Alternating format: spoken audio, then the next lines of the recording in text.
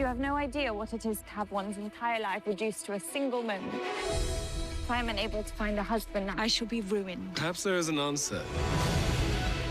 We could pretend to form an attachment. Stare into my eyes. If this is to work, you must appear madly in love. You think that because I'm a woman, I'm incapable of making my own choices? There is nothing you cannot do. You are a Bridgerton.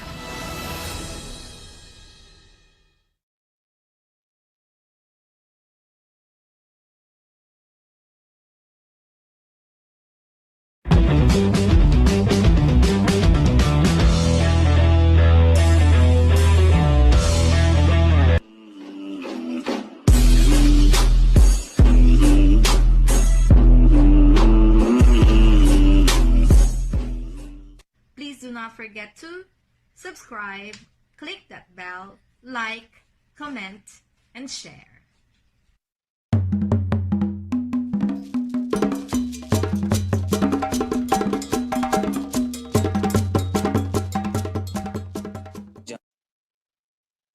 Start our discussion on our featured urban development technologies. Our first speaker and the project leader will be talking about sustainability in materials for urban development design. Being the Polite Technology Incorporated founder and inventor herself, she will be showcasing her innovative creation, an eco-friendly, lightweight, and stronger replacement for conventional hollow blocks and tile materials. She finished Doctor of Technology at the Technological University of the Philippines, mastered Engineering and Industrial Management at the Pamantasan ng Lungsod ng Maynila, and got her bachelor's degree in Civil Engineering at the Mapua Institute of Technology.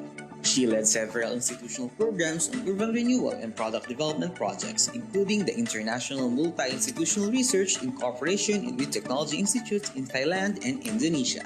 Having her social enterprise startup, she envisions the industry sector to cater to a new mantra, business cum social enterprise paradigm, integrating compassion, strength, beauty, and sustainability in a product's designs, forms, marketing, and operations. Ladies and gentlemen, we welcome Dr. Ria Liza C. Canlas. For just $67, you can make as many videos as you want, and you never need to pick up a camera or use any fancy editing software. With Doodly, you drag, you drop, you tweak some settings, and boom! Good afternoon. I am Dr. Ria Liza Canlas. I am the founder and president of Polite Technology. What are the issues and problems faced in the construction industry right now? Well, I have to mention about 5 issues at present. Number 1 is that we know that we have the build by our President Duterte, and we could feel the momentum, and therefore these development projects have hazardous impact to the environment. Why? Because the widely used material in the construction is concrete, and concrete is cement-based. While for all we know, it takes the biggest type of the industrial machine to manufacture cement. And this machine produces about 1/3 of the heat of the sun. And the cement production basically contributes 8% of the world's carbon dioxide emission. The second one is that there is a lack of provision for decent dwelling. Third is the localization of the construction materials. And I'd like to mention about the new normal or the pandemic. We know that there are programs that are meant to do urban decongestion, like the Balik Probinsya program. All of this requires fast implementation of dwelling provisions. And lastly, on top of all of this is our balanced housing requirement, which will reach approximately 12.3 million by 2030. How how does these problems affect mass housing or urban development? For climate change, it is a sad reality that companies are still on the traditional capitalism. That means companies are still giving much importance on profit than people and planet. The country's construction materials are still highly dependent on the so-called conventional foreign products. If we continue to do this, Earth will be doomed. This is trading cost over quality. The second is the lack of decent housing. For all we know, there are a lot of mass housing already constructed, but there are no takers. Precisely because they know that the infrastructure that we have right now are not livable or not inhabitable. There is a perceived no value added for every spending of supposed buyers. Not supporting the localization of construction materials will put the Philippines behind our neighboring countries. For all we know, our neighboring countries right now are very much aggressive in innovation, especially so in mitigating climate change for the remaining 10 years of the UN 2030 agenda. For the pandemic, there's a need for more and more houses to be built, and that has to be fast-paced. Our President Duterte mentioned in SONA that there should be accessibility for housing to everyone. And for the balanced housing requirements, according to TREBA, there is a particular DNA for a contractor to be very efficient in coming up with socialized housing. Of all of these factors, the bottom line is that the concern is cost. There are certain criteria for sustainability of our particular area for urban development. Number one, that is, of course, mitigating climate change. This should be an everybody's effort, and this is an everybody's journey. The second one is the sustainable construction solution, or the adoption of the so-called green composite or green materials, or could be green processes. We are already now gearing towards Society 5.0. This is after Industry 4.0, and this is known to be more of human-centered or more of development of super smart products and solutions. There is a need to embrace innovation because this is the only way to be competitive in a fair arena. Some government projects would go for value engineering and value analysis in favor of innovative materials. We have to be, adapters should be very proud of being the first users in support of Filipino products. We have to stay out of the traditional mindset. Example, if your business is already earning, then why change? Now, in my point of view, if you're already earning, then this is the time to give back to the planet and people. This is for the future generation. So we have no choice but to adapt to a more sustainable solution for construction. And for the new normal, based on also on the SONA of our president, is the plant. So to be sustainable, there is also a need for adoption of agricultural-based construction materials. Also in consideration of the new normal, when people are staying at home most of the time, then there should be the so-called inhabitable designs. So we have to adopt in our houses designs that are, addressing removing boredom, mental disorganization, and a lot. So how does Polite address the needs of urban development? First of all, Polite has various product forms, and one of these is the Polite Aloe Blends. First is that Polite has technical or technology innovation. It's a green material composed of an inventive formulation, and this inventive formulation makes use of hybrid binders and natural fillers. Alternatively, we can also make use of agri-based fillers. Aside from being green, it also has the following properties. Number one, it's strong. It's 3 times to 5 times stronger than ordinary concrete. It is high early strength, meaning it is attaining its strength in 24 hours, but it has good or best performance at 3 to 7 days old. It is lightweight. It is about 60% lighter than the ordinary concrete hollow blocks. It is fire retardant up to 120 minutes. It is waterproof and chemical resistant. Besides all of those properties that I have mentioned, Polite is also about design innovation.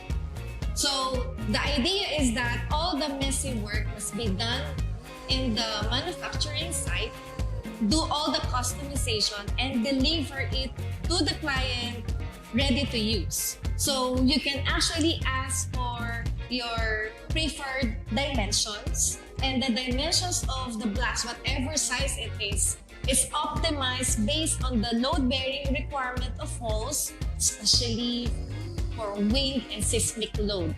You can ask for any colors. You can ask for the face pattern. The face pattern can be plain, brick look, tile look. You can ask for the texture. It could be glossy, it could be rough. And you can also ask for the look, stone look, wood look, and most especially, the surface of Polite products has a good addition to ink. So you can actually ask for any graphic designs that you can print on the tiles. Plus on top of this is the tongue and groove connection, which facilitate fast and easy installation. Overall, with the use of Polite hollow blocks, you're gonna realize time and cost efficiency, such as 5%, up to 5% reduction in cost, or an 80% reduction in the wall installation man hours, which has a very big and significant impact in the overhead cost of any construction projects. So summing up all of this, Polite is a green material. It has superior structural stability, superior architectural stability, and cost, time, and quality efficiency. Polite is an innovative green composite product. It deviates from the extractive production of cement. It is suitable for cost-effective and resilient construction, and effective for countries that are prone to typhoon, earthquake, and the pandemic. And because of all these features, the Polite hollow blocks will be turned into a pre-fabricated panel wall couture system, which is to be used for any budget Polite home couture applicable for Polite sustainable cities or sustainable communities.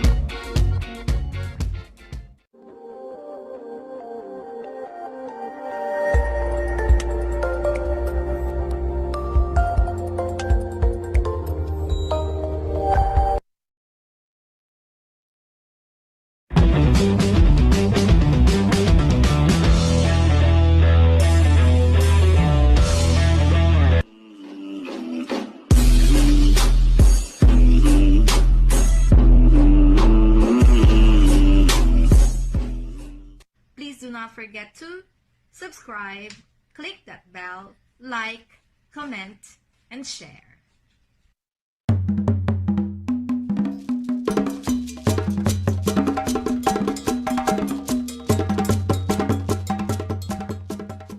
Start our discussion on our featured urban development technologies. Our first speaker and project leader will be talking about sustainability in materials for urban development design.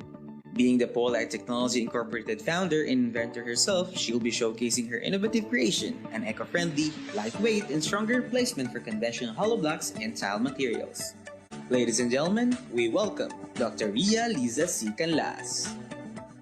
So, technology innovation plus design innovation is equal to economic progress. And because of this, one was the first beneficiary and it won the grand prize called Malasakit Award given by the Design Center of the Philippines and the Department of Trade and Industry because it addressed 10 sustainable development goals of the United Nations, and Polite is championing 3 SDGs. Number 1 is SDG number 9, which is about industry, innovation, and infrastructure. Sustainable development number 11 about resilient and sustainable cities and communities. And of course, SDG number 13 on climate action. Polite solutions are first in the Philippines and first in the world. So if there are some stakeholders who want to participate in adopting Polite, these are the possibilities. We are looking for funder or financiers, also for joint venture for sustainable housing development projects. Example, if you're a lot owner or you're a developer, I am free to conduct joint venture. I can also do product mergers for identified designs. Adapters of model houses in particular areas, which I offer profit sharing scheme. And of course, I'm open to regular clients. So how do I come about from R&D to a marketable product? First of all, because I'm a civil engineer, this spurs my interest in innovating construction solutions. I am a homegrown researcher, and when I become a patent agent, that's the time I make a decision that I have to make my own product. I keep on researching until I find the right formula, because my goal at that time is to replace all materials in a house using non-traditional materials up to 60%. After I found the right formulation, my next problem is how to put form so that the product will become marketable. So that's the time that I have thought of coming up with hollow blocks. And then a friend of mine told me that if you're coming up with hollow blocks, then practically you can come up with tiles. So the next step I did was to get adapters. So there are adapters that are ready to embrace unique materials or are ready to become the first users of the products. And lastly, I'm also lucky to have an industry partner whose role is to beautify all the products that I have formulated.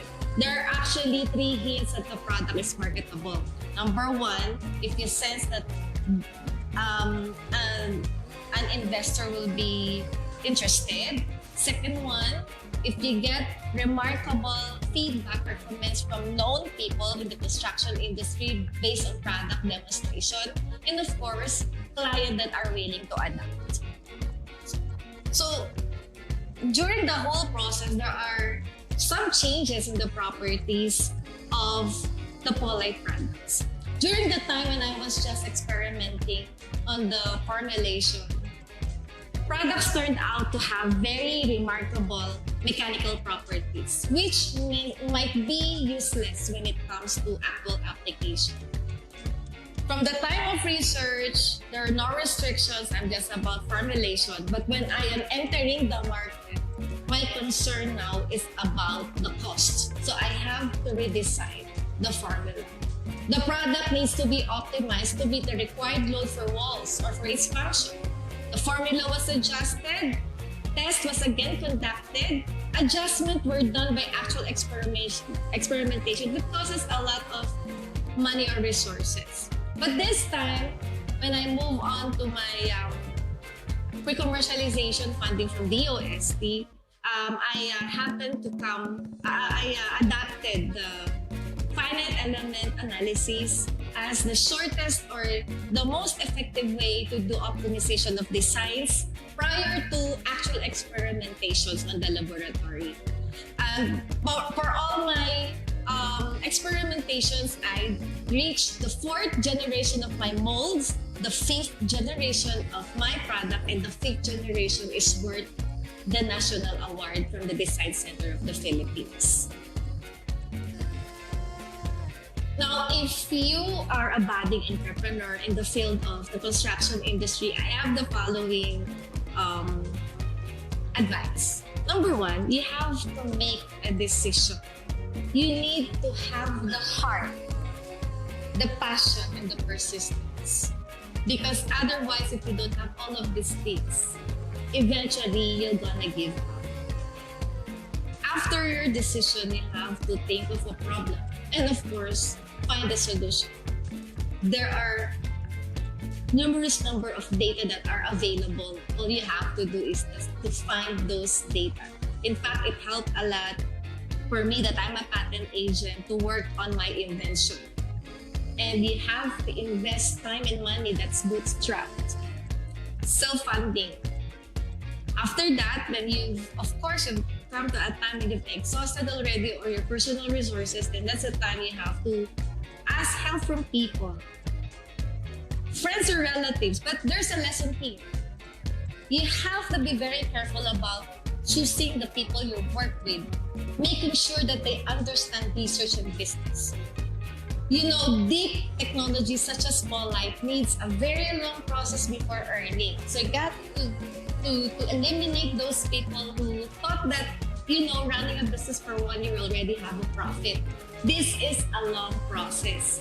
The irony is that if you are solving a construction materials, actually you are entering a manufacturing business.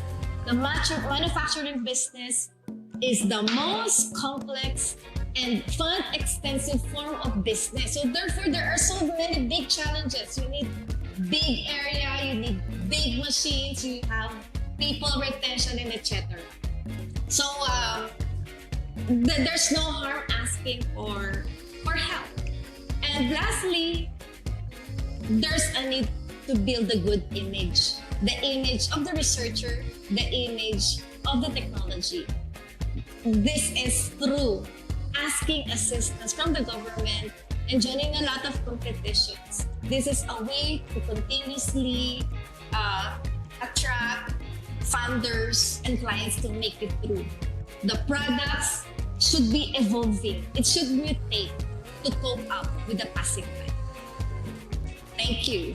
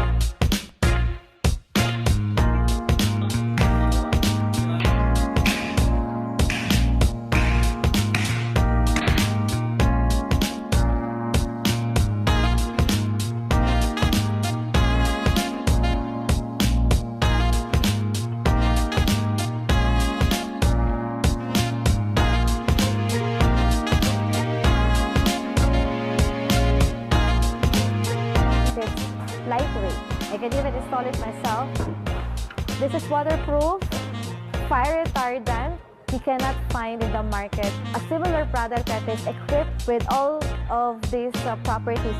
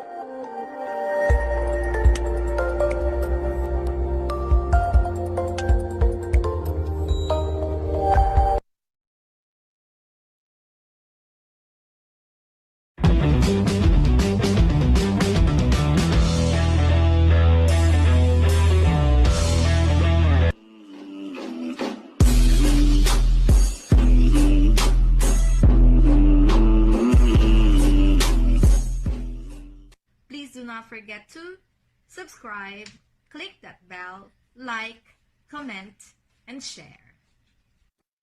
March is the International Women's Month with the theme Women in Leadership Achieving an Equal Future in a COVID-19 World.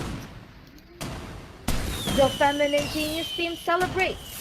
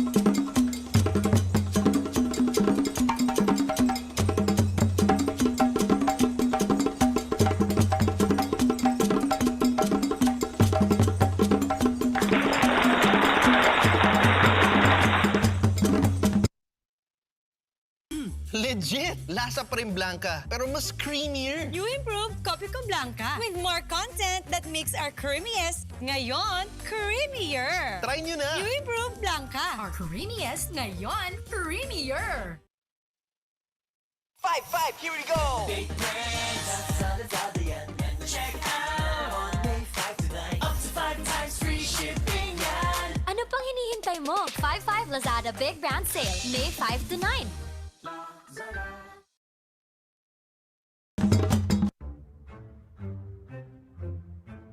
As new skyscrapers rise in our skylines, greenhouse gases are rising along with it.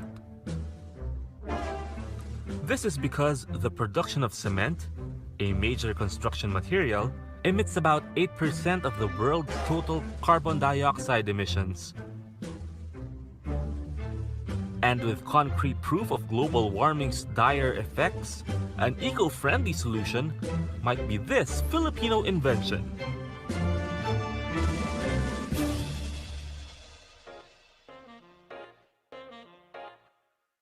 Invented by Dr. Ria Canlas, Polite is a very tough material. Unlike cement, which is environmentally unsustainable, Polite is made of eco-friendly and natural materials. Polite products are easy to install, very customizable, and extremely strong. It's lightweight. I can even install it myself. This is waterproof, fire retardant. You cannot find in the market a similar product that is equipped with all of these properties. Polite selfie tiles look hip and cool. Even Marriott Hotel thinks it's Insta-worthy. While Polite hollow blocks are so easy to install, it's like playing with Legos. You can already select if you want the plain or the brick look or the tile look. You can even have a hollow block that has a printed design on it already. So that's giving your house instant aesthetics. For its innovation, form, and function, Polite has been recognized with the Good Design Award Grand Prix as a promising solution for the country's housing gap. Strong, sustainable, aesthetic. Polite is ready to shake up the construction industry.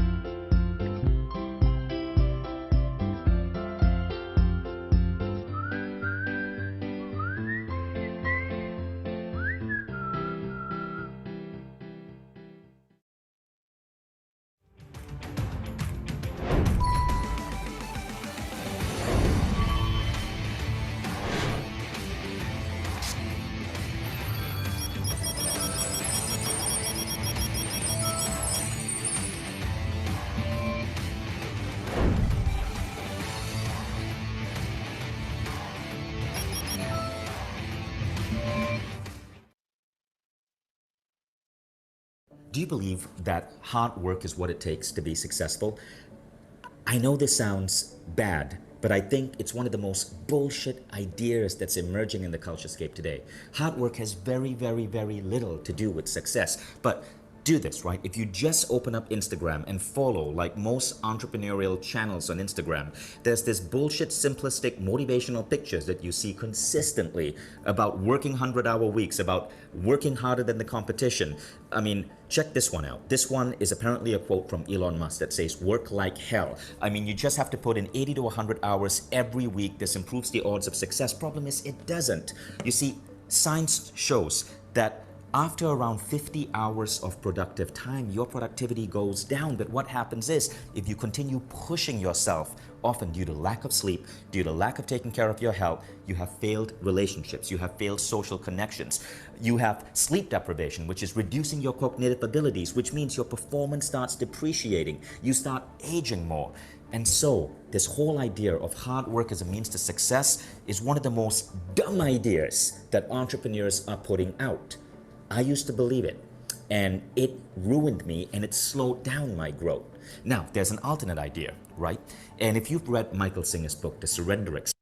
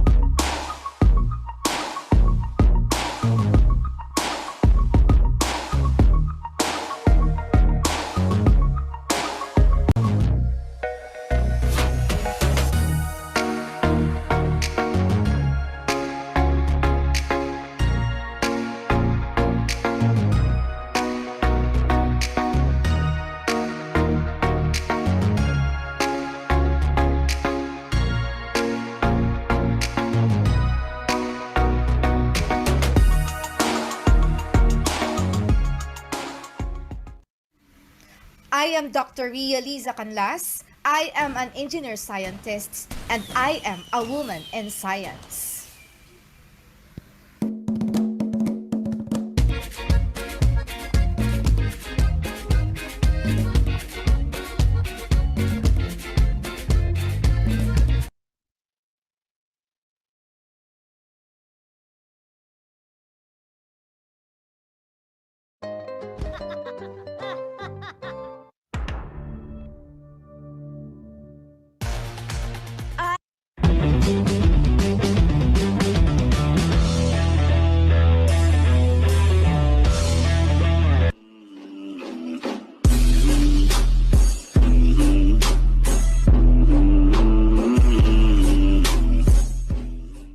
Please do not forget to subscribe, click that bell, like, comment, and share.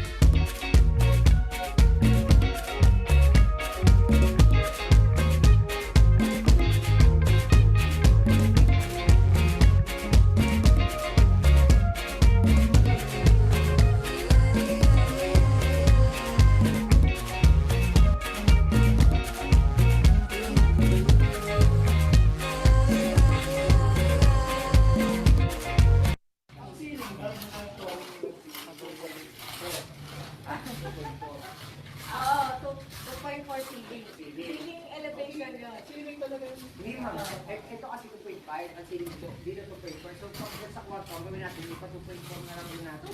Para magsarado. Sarado lang. Sakto lang, sobra pa. Ayan, sorry. Hindi mo na ako. Yeah, nakitulema mo dyan. Ulang yan. Bakit butas nila dyan? Ay.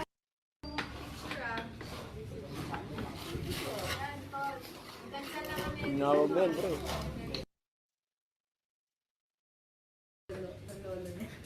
Burati. Di ba sinabi sa'yo? Ano?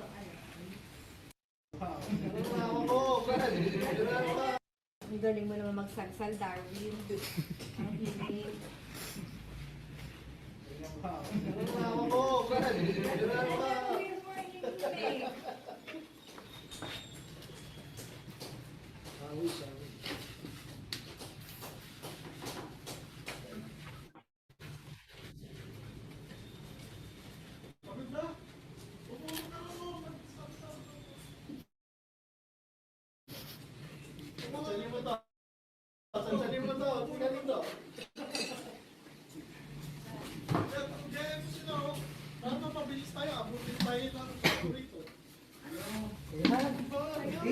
May nagpuputol na ba ng bakal? Wala akong bakal.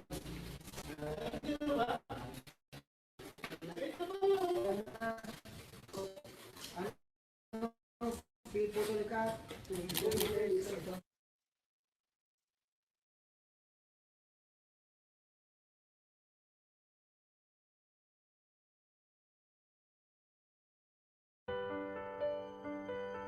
I am safe because I was trained to be safe. First day ko pa lang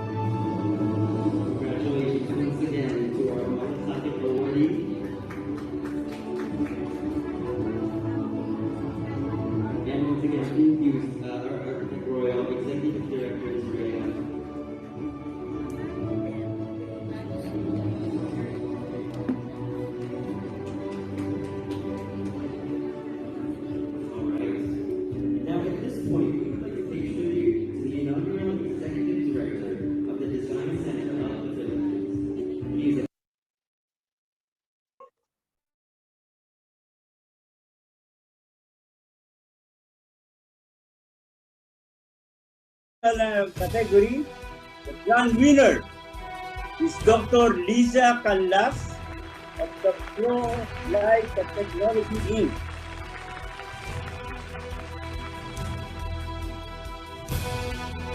Truly innovative and ingenious. Once again, congratulations to the AMY IP Award 2020 winner. I have moments in the spotlight, meet a lot of people in my life, but nothing compares to simple moments.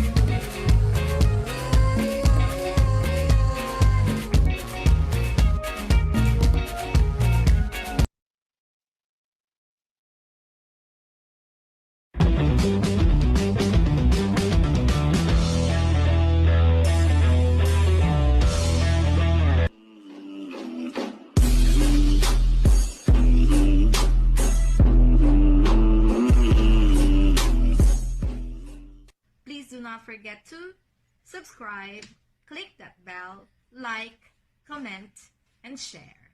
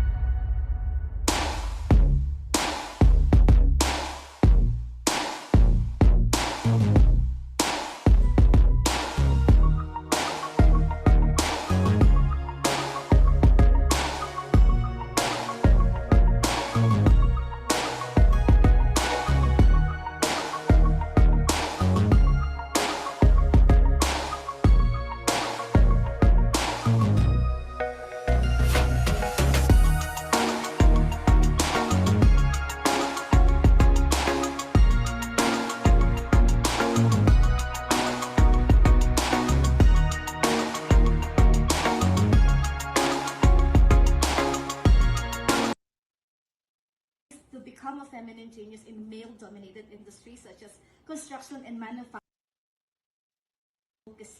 And hopefully with this competition, the Polite Store will be complete to have a Good grammar and spelling are important, but if you want to write essays that inspire,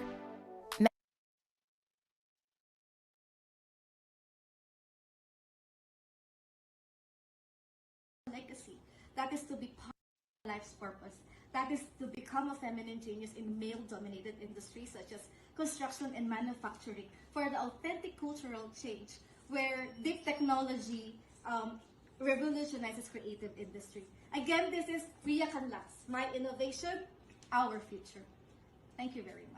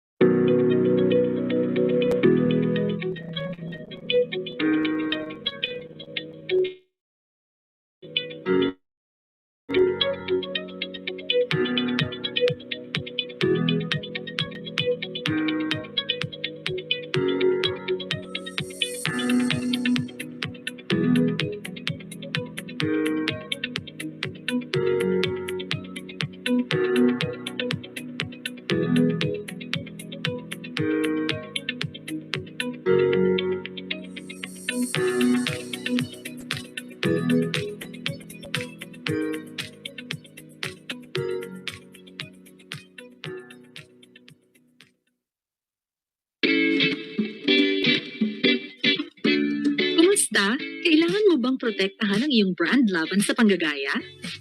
Tiyaking protektado ang intellectual property rights o IP rights mo para walang ibang aabuso o gagamit ito sa maling paraan. Kapag rehistrado ang IP mo, ikaw lang ang may karapatang ipagamit o ipagbawal na gamitin ito ng iba. Kapag rehistrado ang trademark mo, protektado ka sa mga mangungopya at sa sino mang gustong pagkakitaan ito. Hindi rin ito basta-basta mababago ng sino man. Madali lang magparehistro ng trademark. Wala nang pila-pila. Salamat sa bagong e-filing services ng Intellectual Property Office, isang click na lang ang pagpaparehistro. Isang tip bago mag-apply, tiyaking walang katulad na trademark upang maiwasan ang pagkalito at duplikasyon. Kapag handa ka na, i-click ang e-services quick link sa homepage. Pagkatapos, i-click ang ETM file. Kumpletuhin ang bawat hakbang. Ilagay ang mga detalye ng iyong trademark. Pagkasubmit ng iyong application, makatatanggap ka ng kumpirmasyon sa email at isang statement of account. Bayaran ang filing fee. Depende sa laki ng iyong assets ang halaga ng babayaran. Pwedeng magbayad gamit ang DragonPay, PayMaya o ang iyong card. Walang kahirap-hirap, di ba? Huwag kalimutang magbayad sa loob ng 1 linggo, kundi magsisimula ka ulit. Tandaan, magsisimula lamang iproseso ang iyong application sa sandaling nabayaran na ang filing fee. Ang dali, di ba? I-e-file na ang iyong trademark.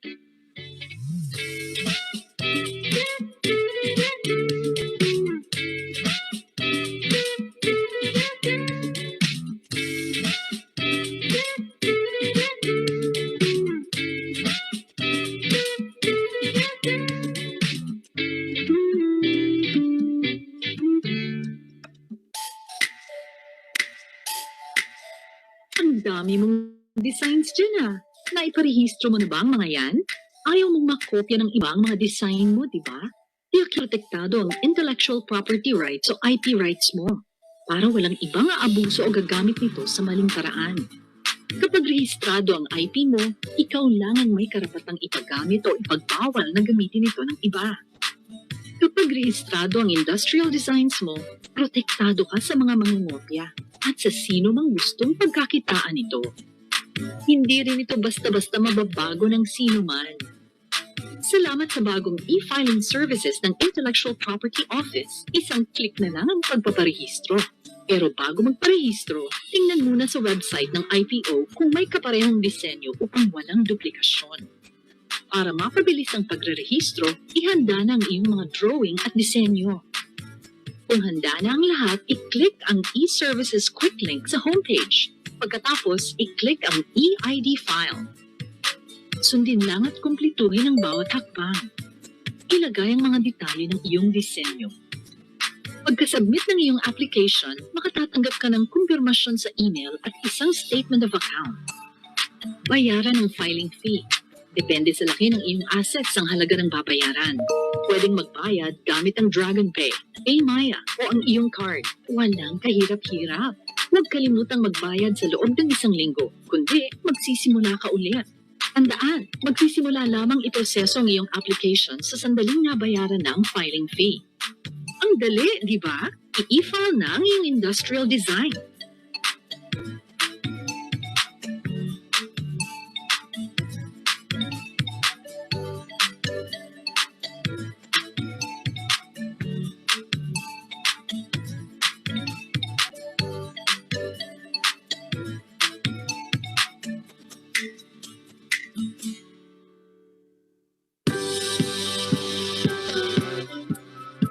May innovation ka sa isang solusyon o imbensyon? Ang galing! Dapat protektahan mo yan ngayon para mapakinabangan mo sa hinaharap. Tiyaking protektado ang intellectual property rights o IP rights mo para walang ibang aabuso o gagamit nito sa maling paraan. Kapag rehistrado ang IP mo, ikaw lang ang may karapatang ipagamit o ipagbawal na gamitin ito ng iba. Madali lang iparehistro ang iyong utility model. Hindi na kailangang pumila. Salamat sa bagong e-filing services ng Intellectual Property Office, isang click na lang ang pagpaparehistro. Ilang paalala bago mag-apply. Alamin muna kung walang katulad na modelo upang walang duplikasyon. Kung handa ka na, i-click ang e-services quick link sa homepage. I-click ang EUM file. Kumpletuhin lang ang bawat hakbang. Ilagay ang mga detalye ng iyong modelo. Pagkasubmit ng iyong application, makakatanggap ka ng kumpirmasyon sa email at isang statement of account. Bayaran ang filing fee. Depende sa laki ng iyong assets ang halaga ng babayaran. Madali na rin ang pagbabayad. Pwedeng magbayad gamit ang Dragon Pay, Paymaya, o ang iyong card. Huwag kalimutang magbayad sa loob ng 1 linggo, kundi magsisimula ka ulit. Tandaan, magsisimula lamang iproseso ang iyong application sa sandaling nabayaran na ang filing fee. Ang dali, di ba? I-file na ang iyong utility model.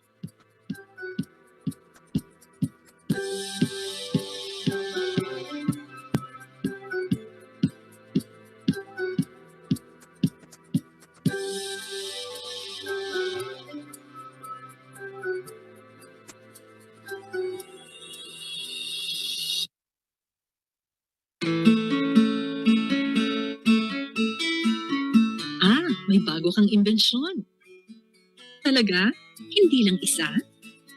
Tiyaking protektado ang intellectual property rights o IP rights mo para lang walang ibang aabuso o gagamit nito sa maling paraan.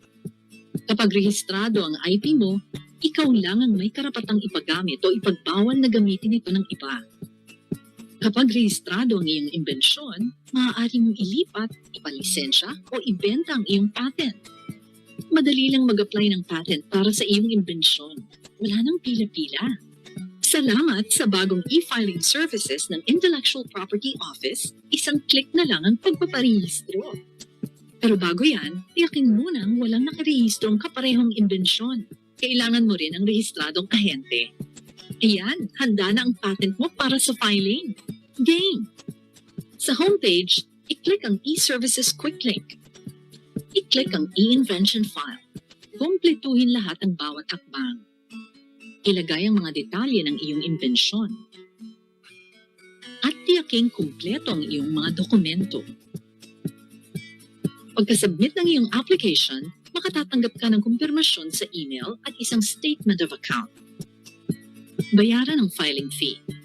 Depende sa laki ng iyong assets ang halaga ng babayaran.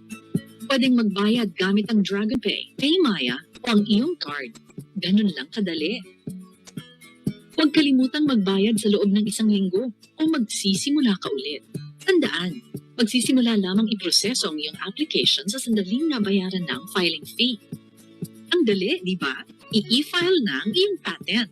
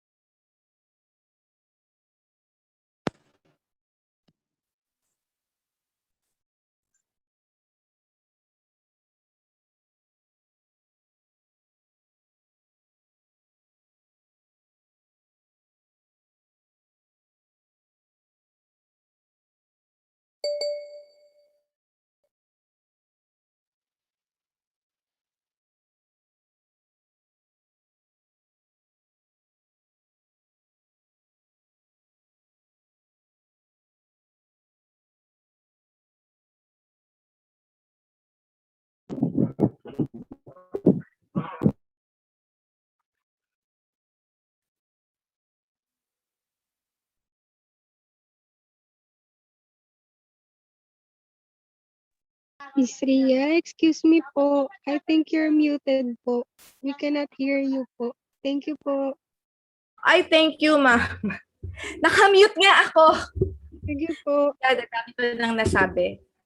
Thank you, ma'am, for saying that. Oo, thank you. Nakamute nga ako precisely. Ang dami ko nang nasabi. Okay, so ulitin ko ulit. Sana maalala ko yung mga sinabi ko. So welcome on our third day. And please register on your... Okay lang po ba yung audio ko? Wala pong maingay last time na parang gagaral-gal, no? Okay. So, I hope my audio is now clear without any noise. Thank you for telling me that I'm muted. Welcome to the last day of our event. And as I look at the registration, there are new people who'd be coming or at least watching us in YouTube. No? For those who are just attending today, this pre-webinar is part of the IP month. No, we're celebrating it this April, and at the same time as a gratitude or thanksgiving for being the Amy IP awardee, no, grand prize awardee. Later, guys, dadating yung aking kasamang student awardee para makita nyo na the students are also being recognized for their innovative and inventive output. Okay.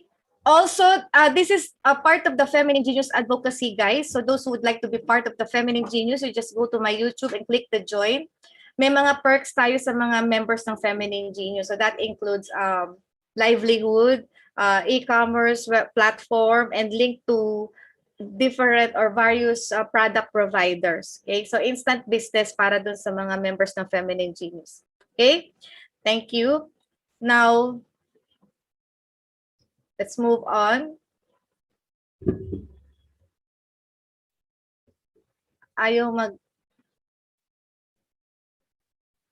Nag-freeze ang aking ang aking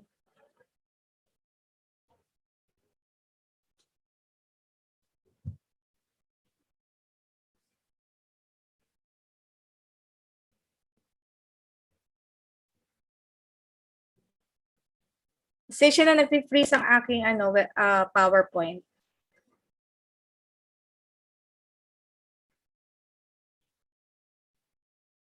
Okay, so I'd like to welcome our participants. So welcome to participants from National Library, University of the East, Central Escolar University, Fiati University, Jose Rizal Memorial State University, Laguna State Polytechnic University, Department of Public Works and Highways, Aegis of Hotel and Restaurant Management, Air Force Research and Development Center, Naval Research and Technology Development Center, Philippine Navy, Westcon Comstor Philippines, East Avenue Medical Center, St. Peter's College, University of Northern Philippines, FEU Institute of Technology, and we have you from PCC. I think this is Philippine College of Criminology. Welcome po, ma'am. And also from a construction company, Parsec Construct Consult, from De La Salle University, Dasmariñas. A special mention to our VIP list, viewers or attendees. The Dean from University of the East, Ma'am Teresa Borebor, good afternoon. And baka nandyan ang ating Director of the Office of the Research Coordination of the University of the East, Dr. Lydia Leonardo. And from the University of the East, Balcoba Alexander. Also from University of the East, the Database Administrator, Henry Balmeo. Program Head from the University of the East, Maria Imelda Batalia. And the Chairman of the Civil Engineering, Fiati University, Engineer Alfredo Villarin, good afternoon.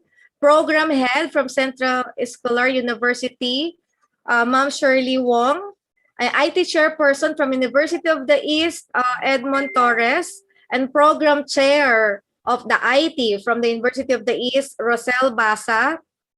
Program Head of St. Peter's College, Sir Michael Abiol, and the program head from the University of the East, Ariel Aviles. Chief Administrative Division from DPWH, Engineer John Acais David. Of course, from the Air Force Research and Development Center, nakita nyo kahapon pinapakita niya yung malaking, I don't know kung aeroplano ba yun or what, no, on his background. Engineer Jabel J. Abelia. And from the Philippine Navy, Engineer Palverson Angeles.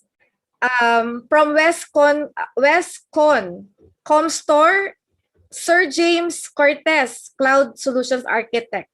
From East Avenue Medical Center, Ma'am Georgia Manalaysay, and a manager from Parsec Construct Consult, Sir Wendell Almenor. I hope I'm able to mention you, and of course to a lot of faculty members, students, both from graduate studies and undergrad. Okay, so good afternoon, everyone. Now we move on to our topic. This is discussing about invention disclosure, filing IP, commercialization, and at the end, I hope we could hear some concerns or issues that you want to raise regarding your technology. But if we look at our objective, we've already met the IPR, no? And at the end of this session, I hope that I'll be able to walk you through on the complete process of the idea to market and to apply IP to achieve dreams, to think in depth of life, no, when we are into innovation. Okay, so let's discuss this. Konting review lang, guys, no, konting review. So on the picture, you could see a firework toothpick. Okay, so that's a firework toothpick. So ano ginagawa ng toothpick? We put them on, sa Pilipinas kasi typically we put them on the hot dogs. Diba? Put them on the hot dogs. And when we make them very colorful. Ang saya, diba? Parang all the kids will get the hot dog because of the colorful firework toothpick. So let's say that's a prior art, okay? Now the invention is a citronella toothpick. What is a citronella toothpick? So just imagine those like the parang siyang pom-poms, diba? Para siyang may mga colorful laces, no? Sa dulo niyan, we will put citronella, okay? Para or any citronella and the like to repel insects. Okay? To repel. Okay. Is that citronella toothpick patentable, guys? Or not?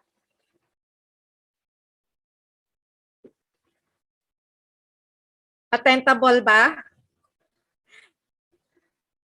Can those who say yes raise their hands? Wag kayo mag-alala, hindi ko kayo tatawagin. Pero kung gusto niyo magsalita, just a voice out, guys. Patentable ba ang citronella toothpick, knowing the firework toothpick as a prior art? Paki-raise ng hand na nagsasabing yes, patentable ang ating citronella toothpick.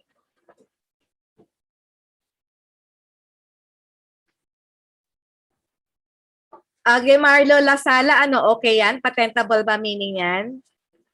Or ikaw lang nakalagay ko naka-thumbs up? Is the citronella toothpick patentable?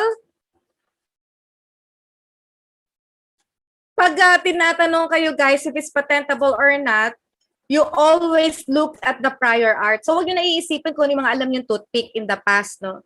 Whatever is presented as the prior art, dun tayo magbe-base if it's patentable. Anyone? No. Paki-raise po ng hand at sasabing, no, it's not patentable.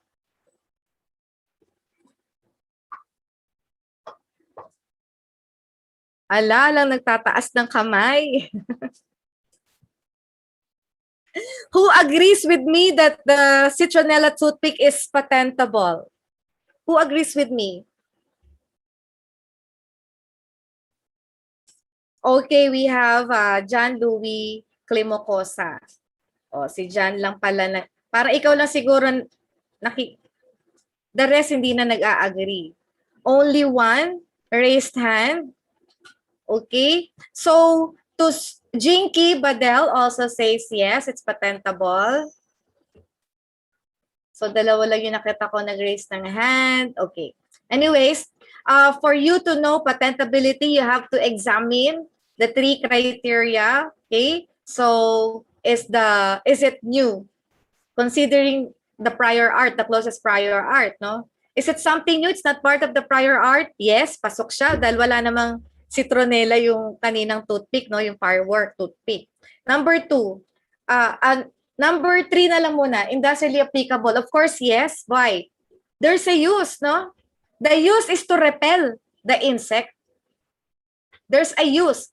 Or probably you can put some, what you think? Anything that annoys the house flies. Kasi di ba pag party, pansin ko lang, there's a problem in parties. O yung mga nasa HRM dito, ang dami-dami nyo. No? There's a problem for parties. Nauuna pa yung langaw kaysa sa bisita. Okay? So it makes sense to have this kind of product that you just put on the food.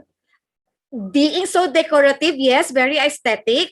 Eh, hindi naman patentable ang aesthetic, no? But because there's a purpose, there's a usability.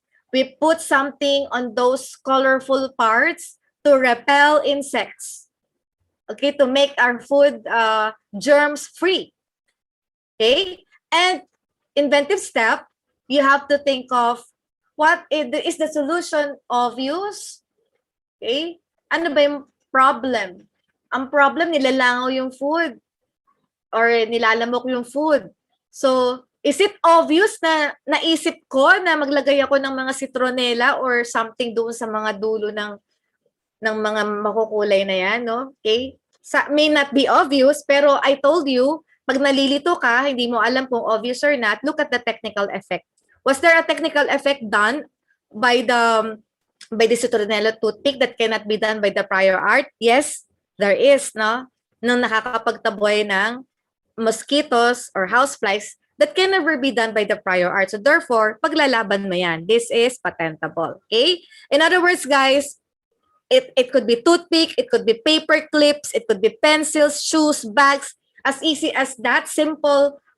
Food, even food, are subject to patentability. So now that you know that consumer products are highly patentable, I hope that after this talk, a lot of you would dwell on starting with the low-hanging fruit. No? Let's start with the low-hanging fruit.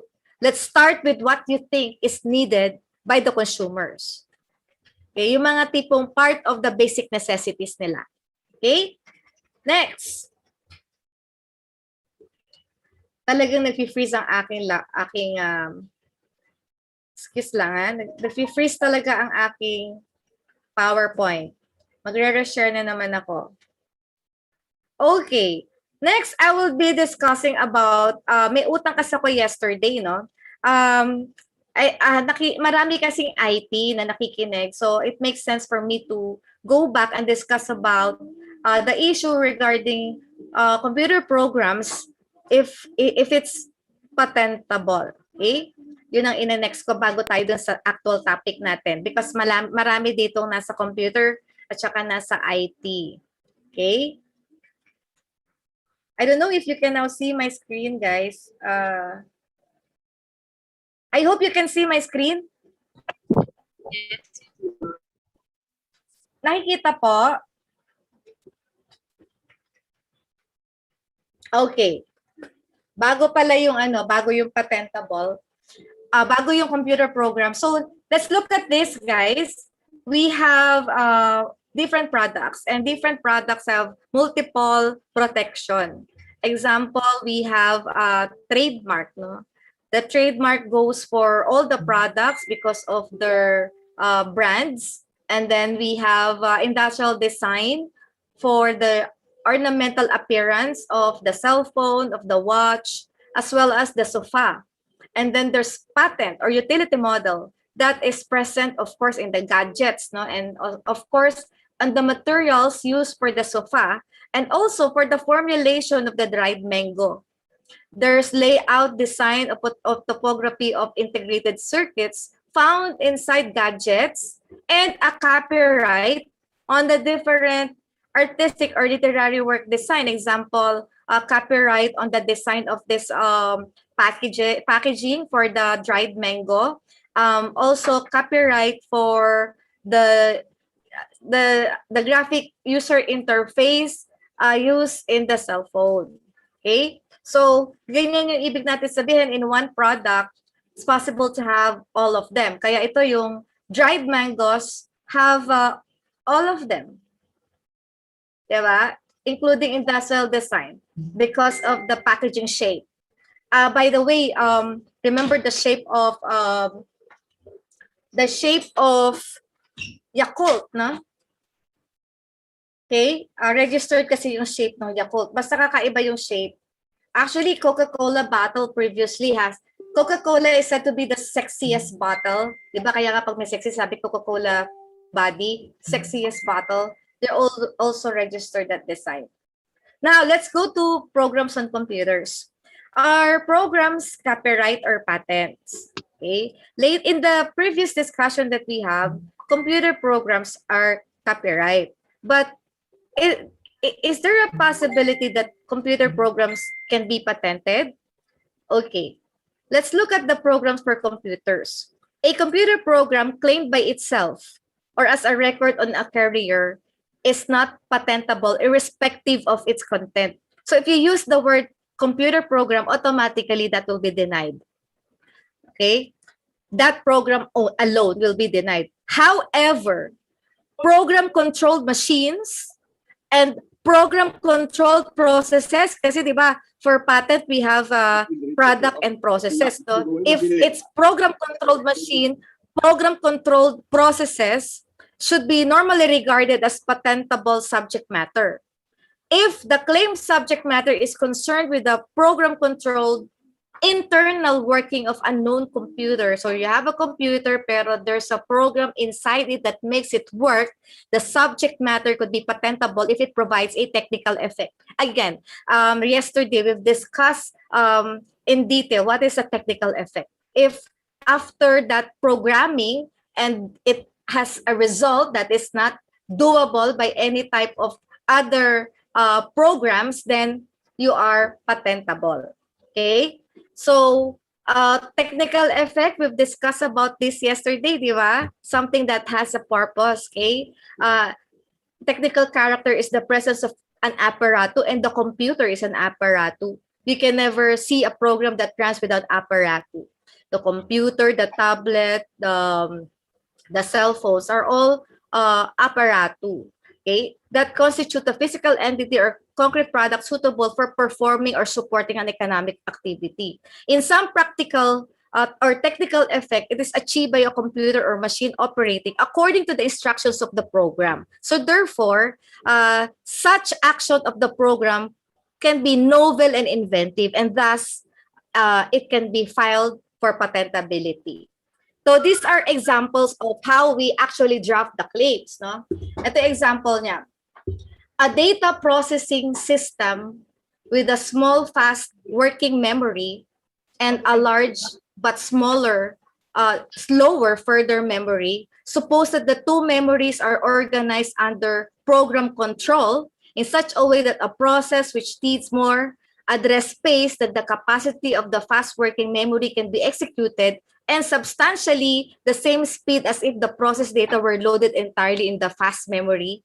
Okay, so ibig sabihin meron ka nang ginawa doon na codification para nag-queue na yung fast and slow, big and small memory, no? So the effect of the program in virtually extending the working memory is of technical character or might therefore support patentability.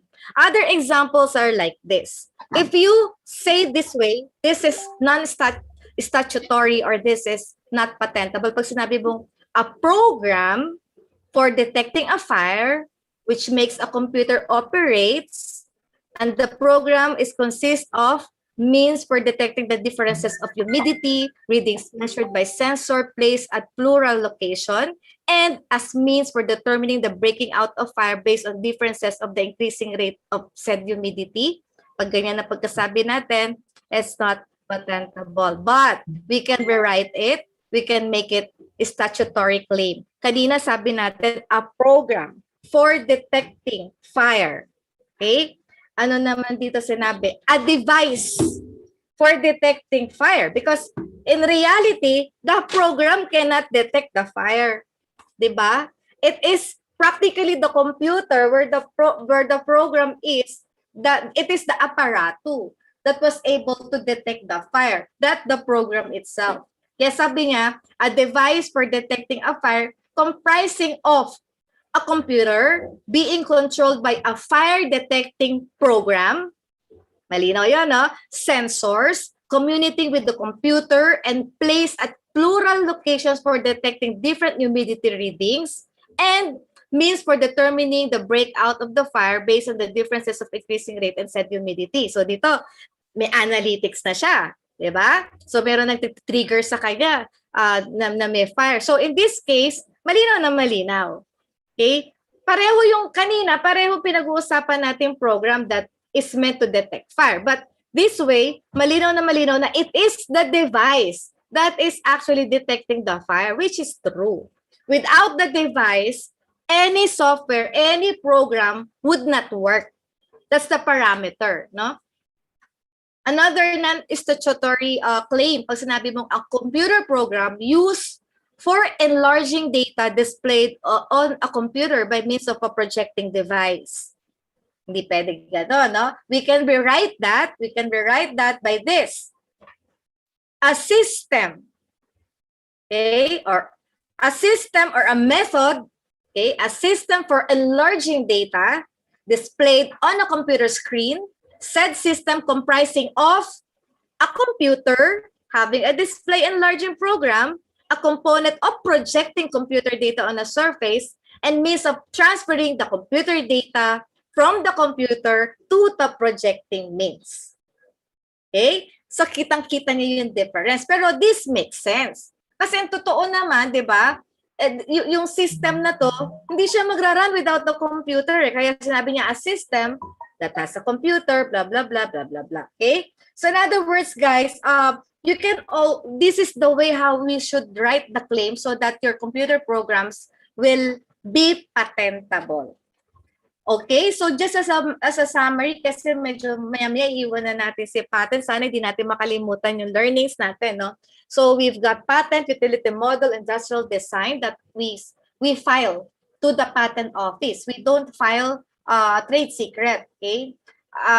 Kahapon tinanong ko sila why you don't want to receive a depository of trade secrets. Sabi nila it's not within the mandate of the intellectual property office. Okay? Pero sana we are looking forward in the very near future that there would be like a depository for trade secret. Kasi guys, may depository for copyright okay? Depository for copyright is dalawa. The National Library and the Intellectual Property Office. Magkaiba yung fee nila pero maliit lang yung difference. Mas mura kay National Library kaysa kay IPO. Pero mababa lang yung presyo. Okay? Depository lang yun. Meaning, they will not check. They will not check for formality because malino ang copyright, no? It's automatic. The moment you created it, it's yours. And it's optional if you want to deposit a copy. Now, when it comes to patent utility model industrial design, malinaw lang sa table natin the subject matter, okay? Malinaw naman ang mga pinag-usapan natin subject matter, a machine, a product, a process, or improvement of a machine, a product, a process. Microorganisms can be non-biological and microbiological processes can also be patented. The same concept with utility model, but for industrial design, any article of manufacture. It's any shape or form, two-dimensional, three-dimensional, but it's an article for manufacture. When I say two-dimensional, I mean example of these are the prints of the clothes, of the textile. So if you want different textile design, industrial design yan. For registration, we know that there are 3 criteria. No? Meeting the 3 criteria, you file for patent. If you meet 2 criteria, you file for utility model. If you just meet 2 isa lang, new, okay, file an industrial design. And there are exclusions of what we cannot file, and we've discussed that lengthily. Okay. Now, in publication, only patent has 2 publications. We say publication, it will be posted in the portal. No? So for publication, we have, for patent, we have pre-grant and post-grant. Kasi automatic, if you file for utility model or patent on the 18th month, it will be published. Okay? So pre and post, pero when it comes to utility model, industrial design, it's just pre-registration. And you know the terms of protection, 20 years, 7 years, and for the industrial design, maximum of 15 years, because 5 plus twice renewable is 15 years. For the filing fee, guys, I already show you a very very good video about the updated filing fee. Naka-walk through yung video kanina pinakita ko, no? Step by step, sinasabi ko na mga pipindutin nyo. And you don't have to worry about the copy of this lecture, guys, because this is in the YouTube. In the Facebook, you cannot see this after our after the live streaming. I did not deposit a copy in Facebook, pero ang YouTube, nandyan yan. You can access anytime. You can replay them if you want to review the information. Okay. By the way, shout out pala sa mga nandyan sa YouTube. Karina, may mga nag-chat na doon. Mega love shout out sa lahat ng nasa YouTube at saka yung mga ibang nanonood. May nanonood sa atin sa Facebook. Good afternoon sa inyo. Okay? Now, let's go to our process. What's the process? Okay? And the parameter that we know is that some of you have already done product development or process development, while some didn't yet, no? But for those who have already done, or for those who intend to do in the future, paano nga ba ang dapat gawin? Ang dapat gawin, 3 bagay. Okay? Number 1, you need to know the application criteria or documents, and that is called the IDF, or the Invention Disclosure Form. This is a form that you have to fill up. Maraming laman to yung Invention Disclosure Form na to. And of course, there are required, what you call the attachment for the Invention IDF. Let's call it IDF na lang, no? Invention Disclosure Form, IDF.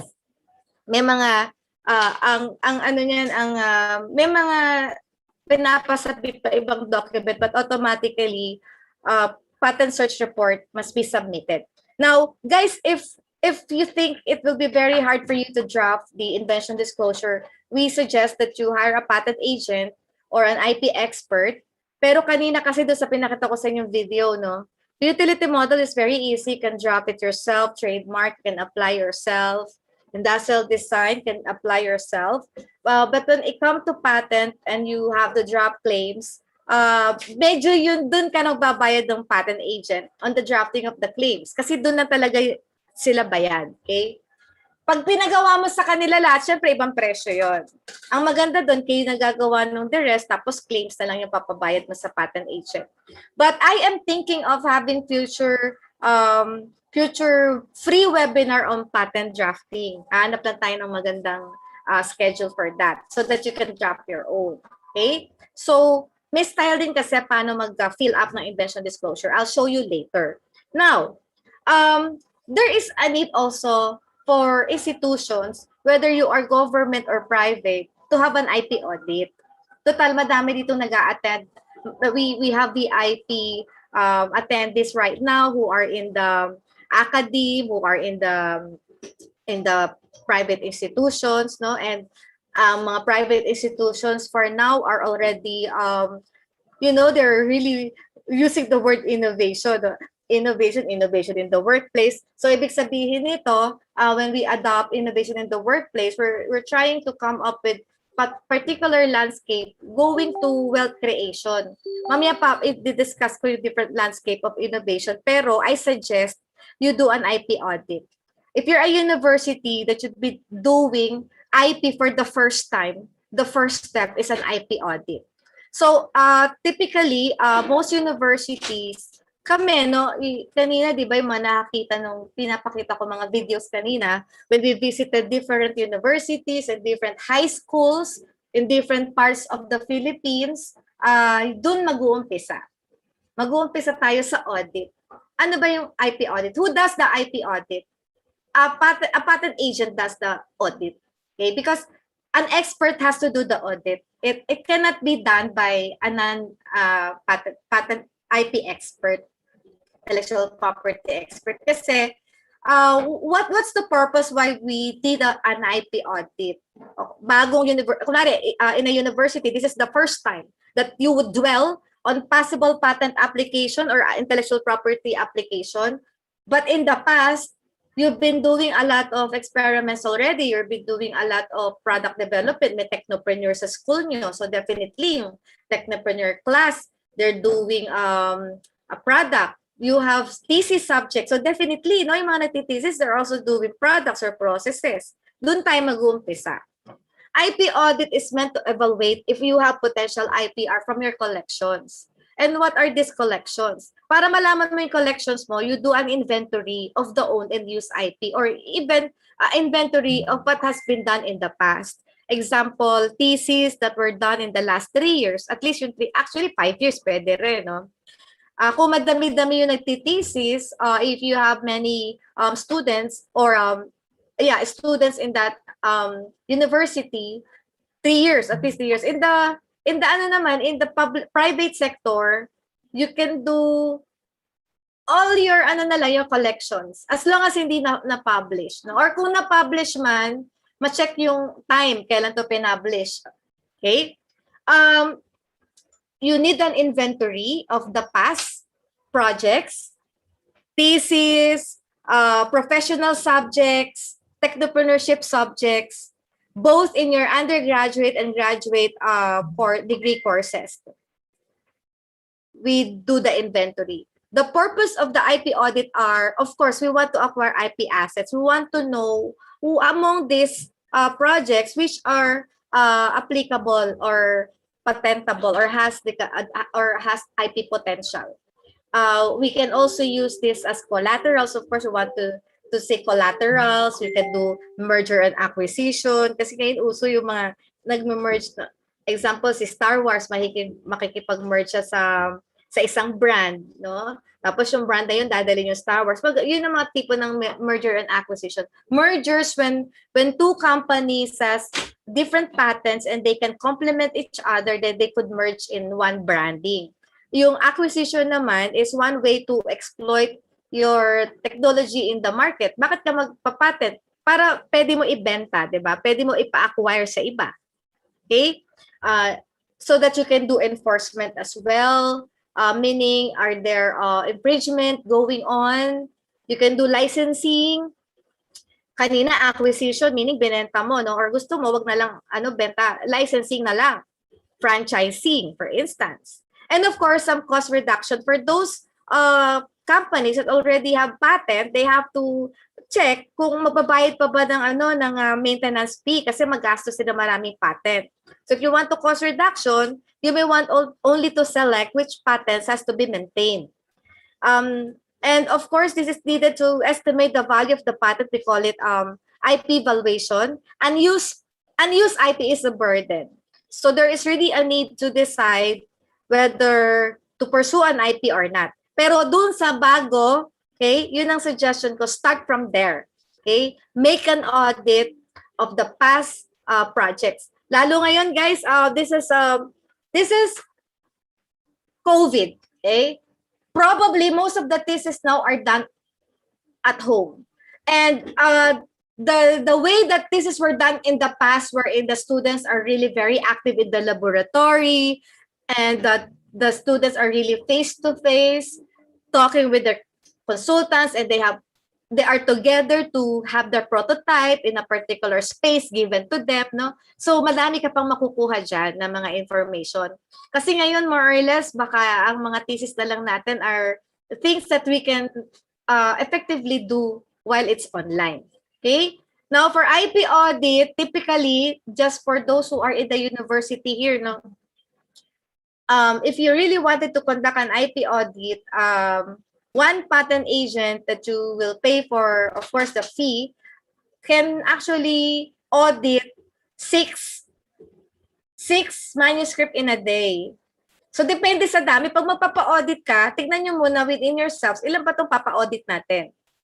So, titignan nyo yung collection nyo. Ito, punta ka sa library, o gato ba kadami, pagpiliin nyo na yan, yung mga faculty. Total, alam na natin yung concepts of IP. So, may idea tayo, ito, medyo itong mga to, okay to. So, yung mga pinili nyo, hindi naman lahat, no? Yung mga pinili nyo lang, those who were selected, you can now have it audited by a patent agent so that you have a final decision whether it will be filed or not.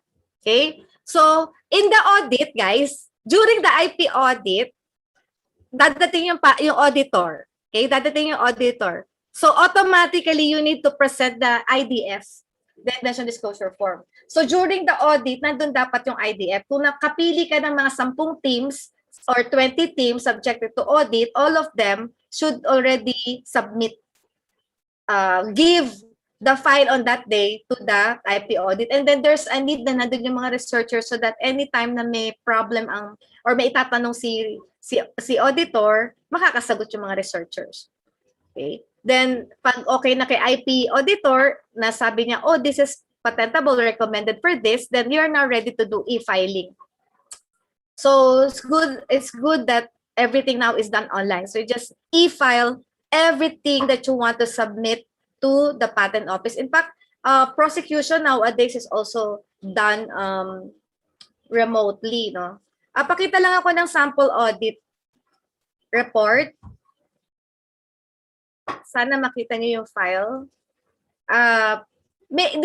Ito yung papakita kong audit. Ito yung ice cream ay utility model.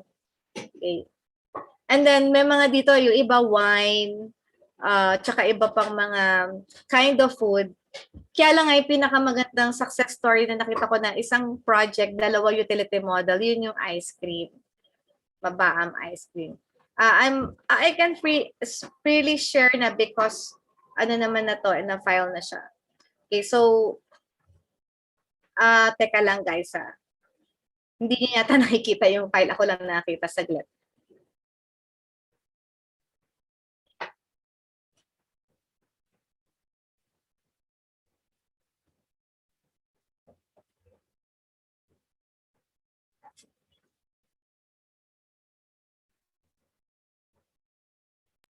Saglit hirap mag-share. Dami kasi naka-open na file sa computer ko dahil okay, wait guys.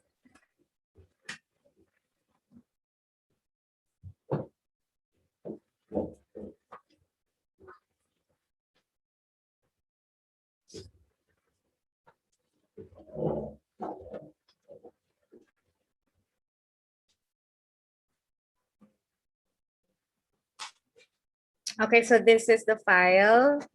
I hope you can see the word file. Kita ba, guys? Okay. So dito sa word file, this is how we prepare the evaluation form, the IP evaluation form. No? So, andyan yung title ng mga product, tapos we have a decision to be made. Pero malino dito, for instance, ito number 1, structure and procedure in making a multi-purpose pillow. We're talking about pillows.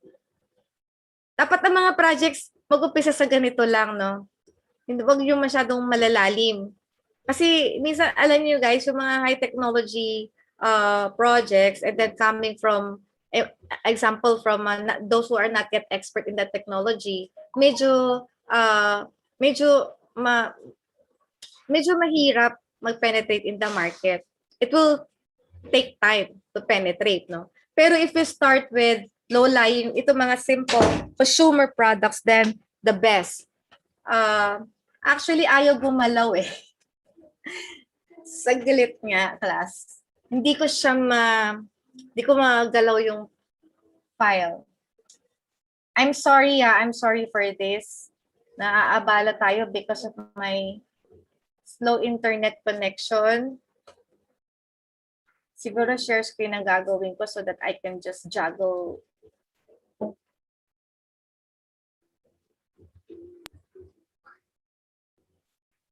Nabagal talaga.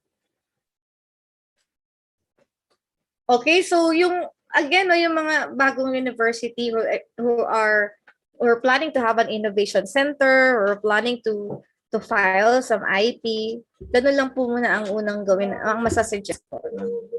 IP audit muna, okay? So ito nakikita niyo na siguro yung aking file. Saglit, hindi ko talaga siya ma-move.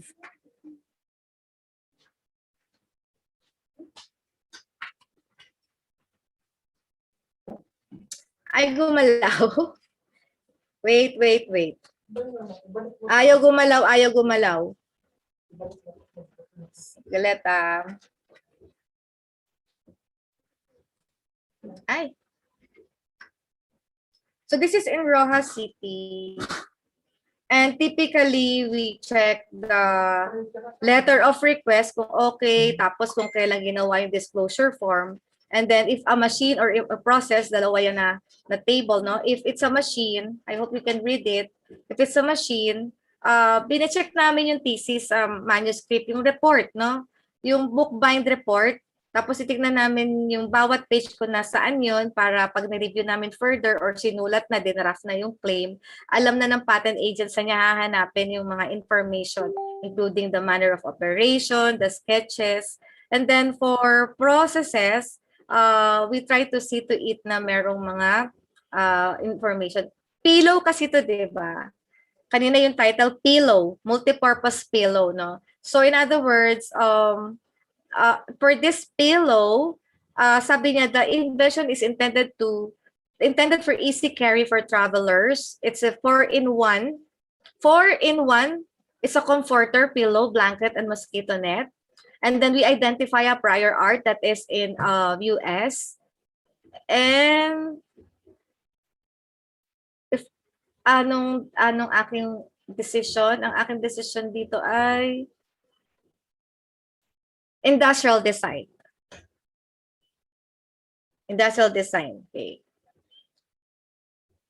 Yesterday doon sa last event ng Intellectual Property Office regarding IP for MSMEs, micro, small, medium enterprises. But they mentioned about the filing of IP of the Filipino-made COVID tester, na PCR test na COVID ang Pilipino gumawa. No? Na-overheard ko ang final niya is trademark. Okay. For now, trademark, para mabilis yung kanyang protection. Okay. No, meron palang utility model, one utility model and one copyright. So mali siguro ako ng type, no? Ang sa aking sinabi is 2 IP. And then this is a wine. Wine, sa wine na to, copyright lang. Ang copyright lang, guys, yung manuscript, yung thesis. So, ibig sabihin, wala siyang ibang, hindi siya na-file as utility model or anything. I'll just show you the mabaam. Baka kasi akala niya, joke ko lang kayo sa ice cream. This is the ice cream, no? Malunggay leaves, fruit, banana fruits, and ampalaya vegetables. So, 3 fruits yan. Okay? This is an ice cream. And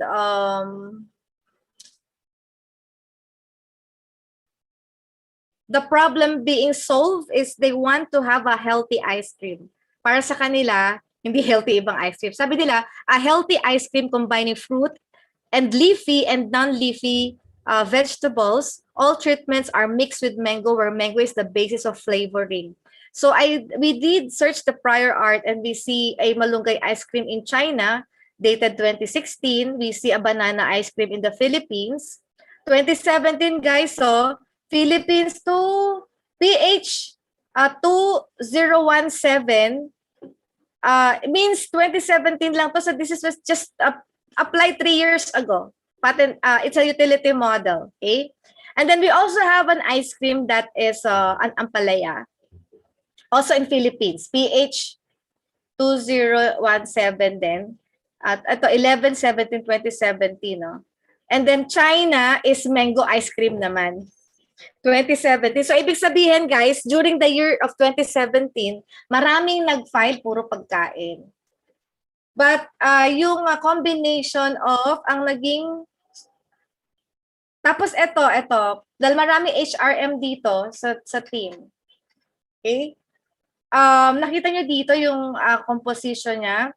Sabi niya 25% mabaam. Mabaam is malunggay, banana, ampalaya. 25% mabaam, 75% mango. And then 50-50, 50 mabaam, 50% mango. And then 75% mabaam and 25% mango. And 100% mabaam. These are the mixtures. Okay?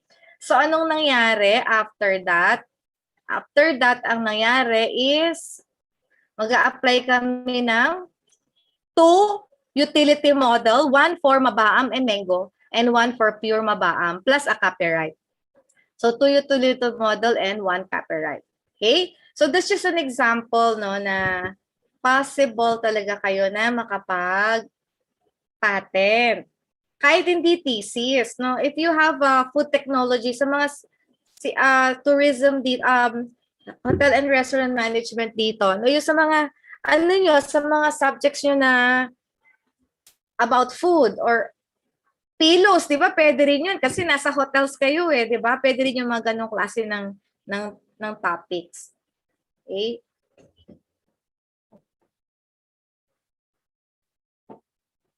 Okay. Talagang nahihirapang mag-move ang aking mga files. Next. Okay, so that's the evaluation. So doon malalaman natin kung i-file nyo o hindi yung inyong product. Okay, next. What are the requirements for filing a patent? The IDF. But be sure that you fill up number 5 perfectly. Okay, item number 5. And attached is the preliminary report, search report.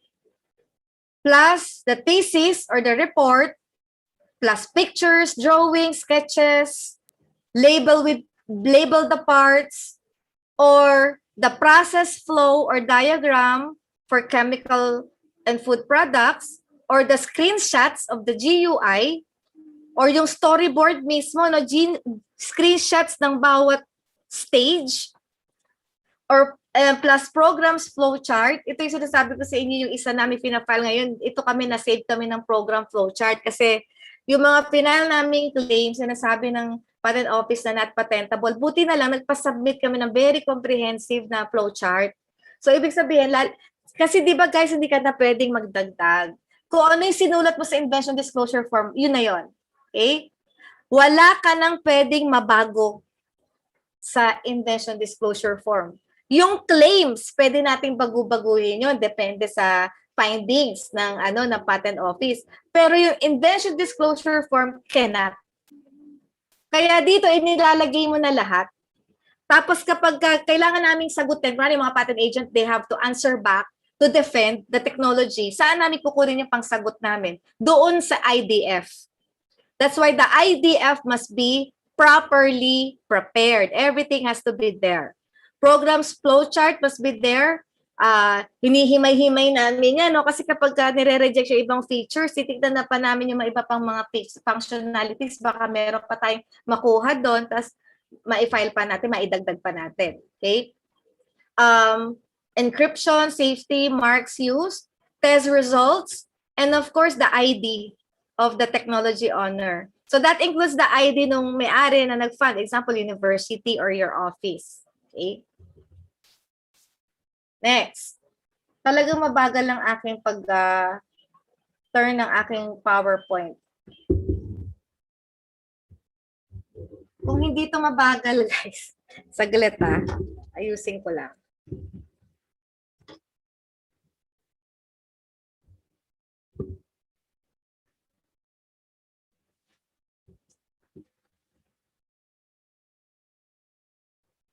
So yung mga dito, we have HRM faculty din in here, no? I-lead natin, siguro it's about time that you start doing experimental research. Because previously in one university, um, I handle 2 sections at a time, 2 sections every term, so that I will introduce the experimental research. Yung faculty kasi, most of the time, they don't want to engage in experimental research. They want, of course, nasanay kasi tayo na kapag nasa HRM, tourism, or even in example, education and arts, sciences and arts, nasanay tayo descriptive yung ginagawa nating research, no? But actually, you can work on a process or a product. Ay talaga niya mag-move.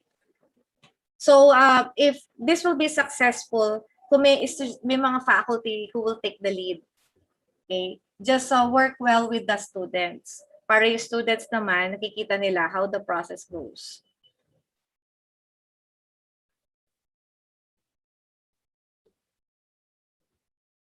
Okay. Ayaw pa din. Saglit Something is wrong. Saglit lang guys. Magpo-close ako ng mga ibang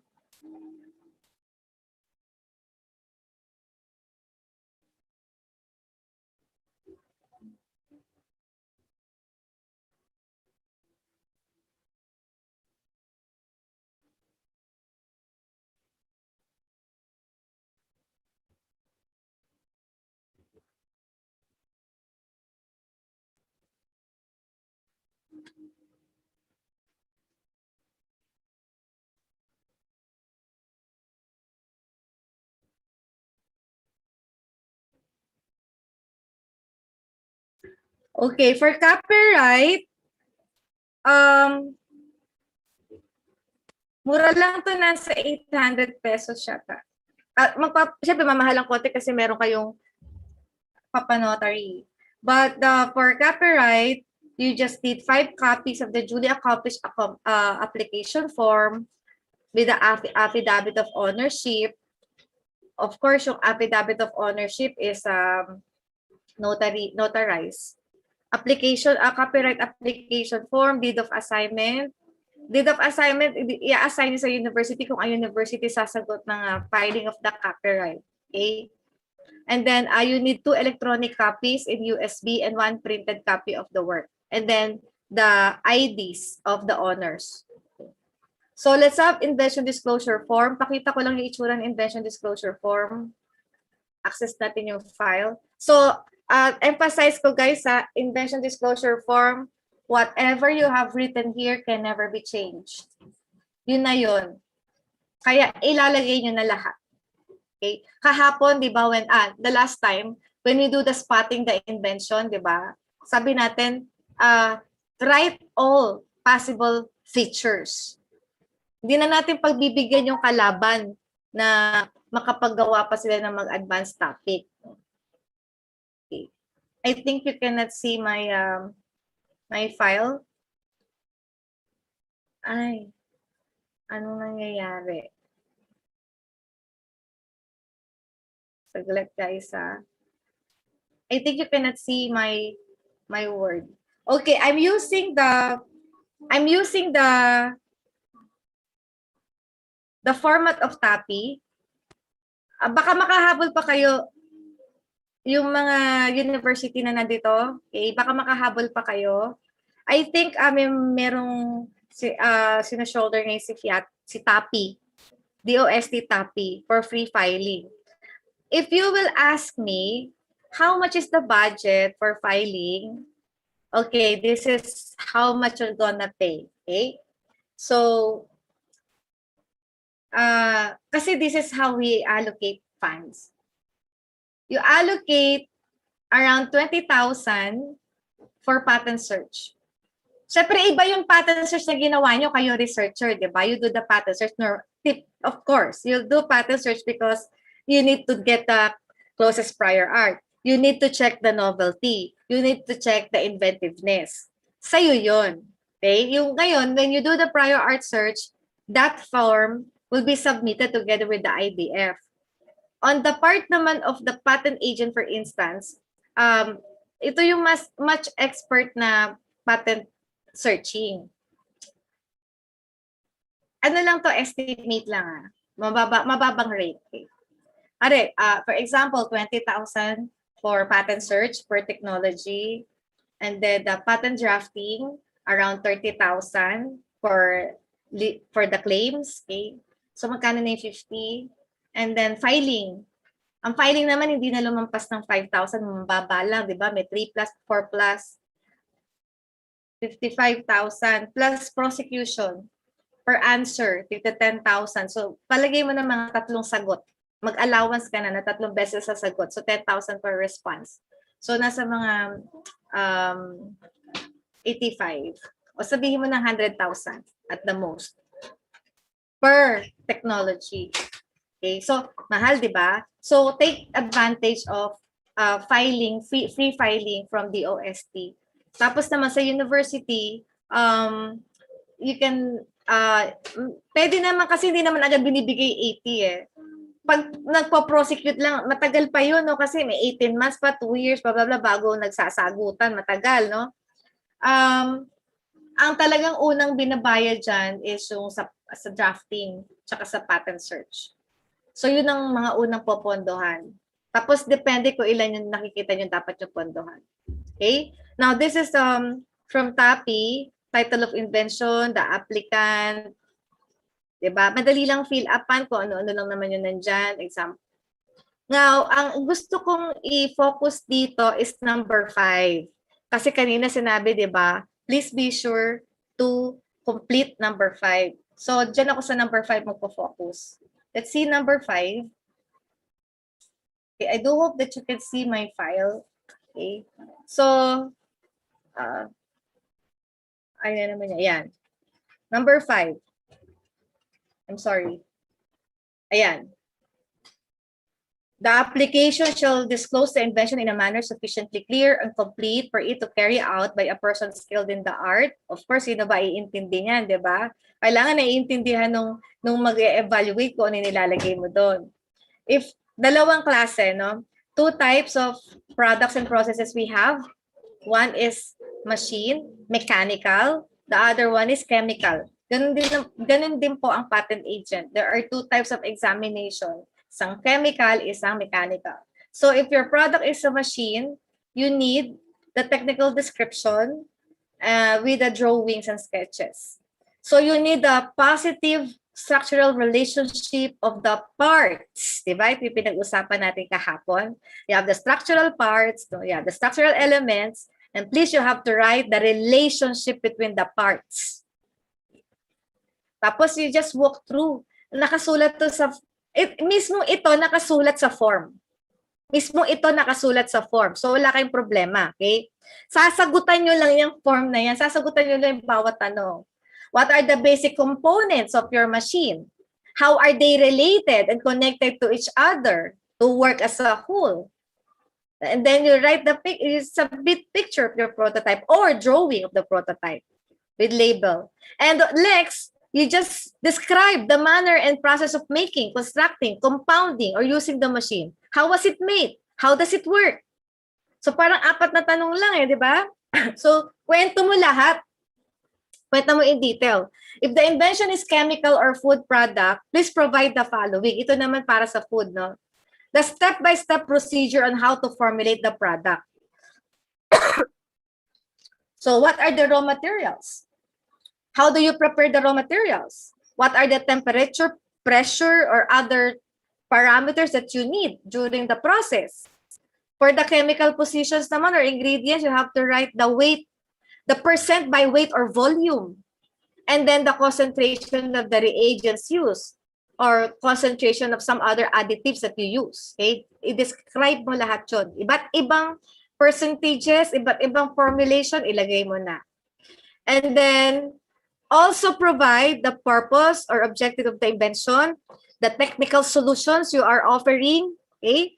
Tandaan nyo guys, yung mga technical solution na about being cheaper or its economic impact, hindi natin sinusulat yun kasi hindi naman yan technical. Patent is a technical solution to a technical problem. Okay? We only address technical. lalo na kung ang yung ginagawa is improvement of an existing product or process, write the improvements that you have done and write the advantages of your product over the prior art. Also, pag sa topic ka mag-a-apply, they need to see the potential commercial application of the invention. Who are the user of the invention? Pag sa university, guys, I suggest kahit naman sa mga private company, I suggest you also bago ka mag-patent, explore mo rin. May user ba to? May commercial potential ba to? Importante 'yon, 'di ba? Okay, so you have to establish that as part of your maybe part of the elimination process or selection criteria ng university. Okay? This is an example of a drawing, guys. This is a dam. Okay? A small dam.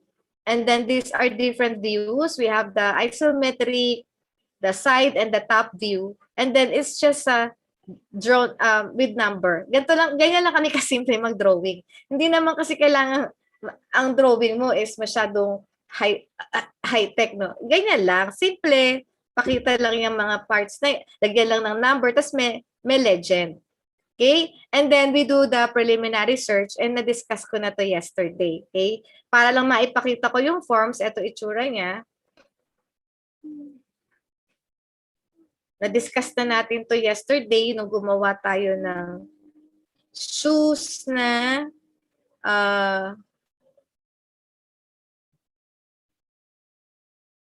wala pa, hindi pa nag-open. Okay, so gagawa ako ng Google Drive link. Ilalagay ko lahat ng mga forms para mabigyan ko kayo ng copy. Okay? So ito lang itsura nun. Inano natin kahapon yan, no? Fill upan mo lang yan. Okay? Submit. Tapos yung kanina, yung Invention Disclosure form, fill upan mo lang din yan. Yan yung mga sinabi ko kanina, section 5. Fill upan mo lang. Fill up. You also need to write kung na-publish na ba to, kung kailan. You also need to write if nagkaroon ka na initial selling. Okay? You also need to indicate if there are funding. Saan mo kinuha yung fund? From yourself, we call it personal, from government, or from DOST, etc.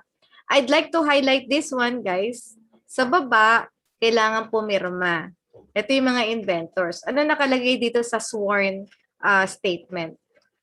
The above invention is our own work and not copied from others.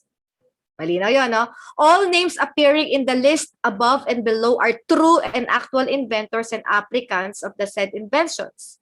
And all inventors, applicants of said invention are listed with nobody is either excluded or inappropriately included.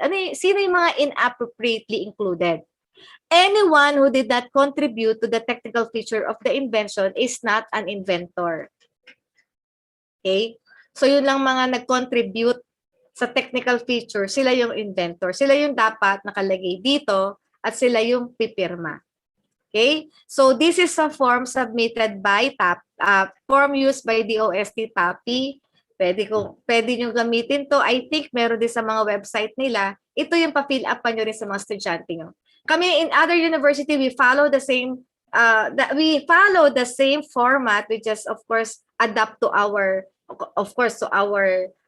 university, no? Ganyan na ganyan din yung form. But lahat naman ng IDF ganyan yung form. But nagkakaiba lang sino signatory or kung naglalagay kayo ng mga letterhead, etc. But all IDF are just the same. Kasi ito, pinapasa yan sa IP office. So, iisa lang ang format na dapat. Okay? Hindi yan kanya-kanyang format. Isa lang yan. So, available yan sa internet. Makikita nyo sa DOST, makikita nyo. And also, I can provide a copy. Next. Ayan naman mag-move.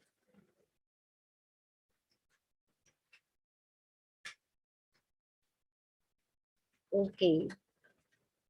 Balik tayo sa PowerPoint. Nahihirapan ako mag-move eh.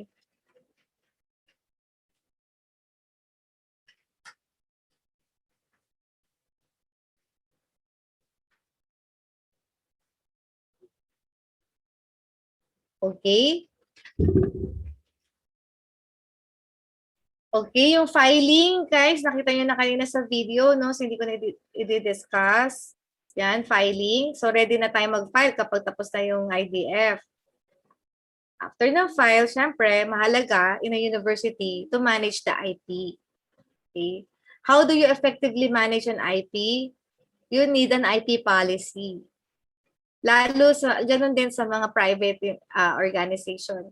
Whatever organization you're in, you have to drop an IP policy because this policy will be your Bible in managing the IP, no? Napaka-importante, of course, how you secure your IP, being sure that it's not stolen, meaning it's not infringed. Infringement Act, how you do remediation kapag merong infringing act, okay? Malalaki ang mga penalty for infringers. Okay? So, how do you do, example, ownership, who owns, what percent, and lastly, there's a need for internal agreement within the team. So kung 5 kayo sa team, example, thesis team plus faculty, or a group of faculty, or group of classmates, from the beginning, you agree how many percent goes to each. Pantay-pantay ba tayo? Or mas malaki yung kay project leader? Normally, ang team may project leader palagi, di ba? So, anong gusto nyong mangyari? Pantay or not? So, dapat may usapan na kayo doon. Okay? So, if you have the output, you have to identify if it's patentable. If not, you can publish. Okay?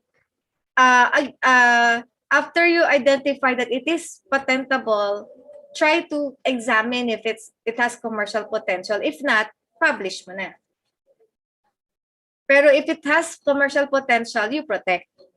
Or some will go from patentability, nalaman na nila patentable, dumidirekta na agad sa protection. Then after that, you have to check your output. Is it ready to commercialize? If no, do a pre-commercialization or do an incubation. Okay? Until you reach the time that you are ready to commercialize. If you're ready to commercialize, there are only 3 ways to gain economic benefit. 1 is by licensing. 2 is by spin-off or startup. Ikaw mismo magtatayo ng kumpanya. Or you sell it. One time, big time, sell it. There's only 3 ways. So magde-decision kayo which is best on your part. Okay? So in the innovation process, it is an idea to research and development to the market. That's how we typically do it in our organization. And there are different stages of funding also that we need for a particular technology. But what's good about the process of innovation is that it will help the entity or the company to accumulate intangible assets, to have a very rich IP portfolio, and to accumulate tangible asset in the form of products. It is also a way to generate income and create niches. Kasi kung ang university or isang example maybe naval na anda dito Air Force, no? Air Force syempre ina-expect ko ng mga projects, no? Syempre thematic, no? Syempre anything that has to do with flying or airplanes, di ba?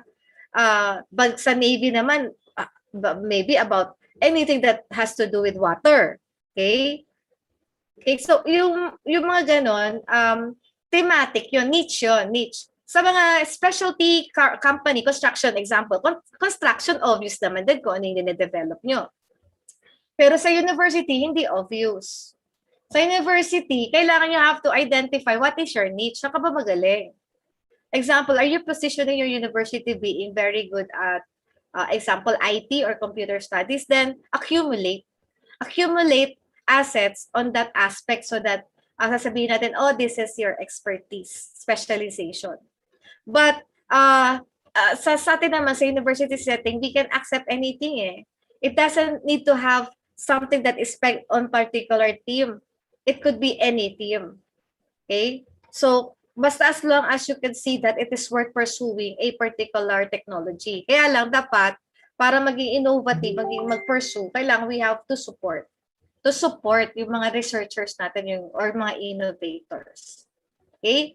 So these are the different types of of a landscape, innovation landscape.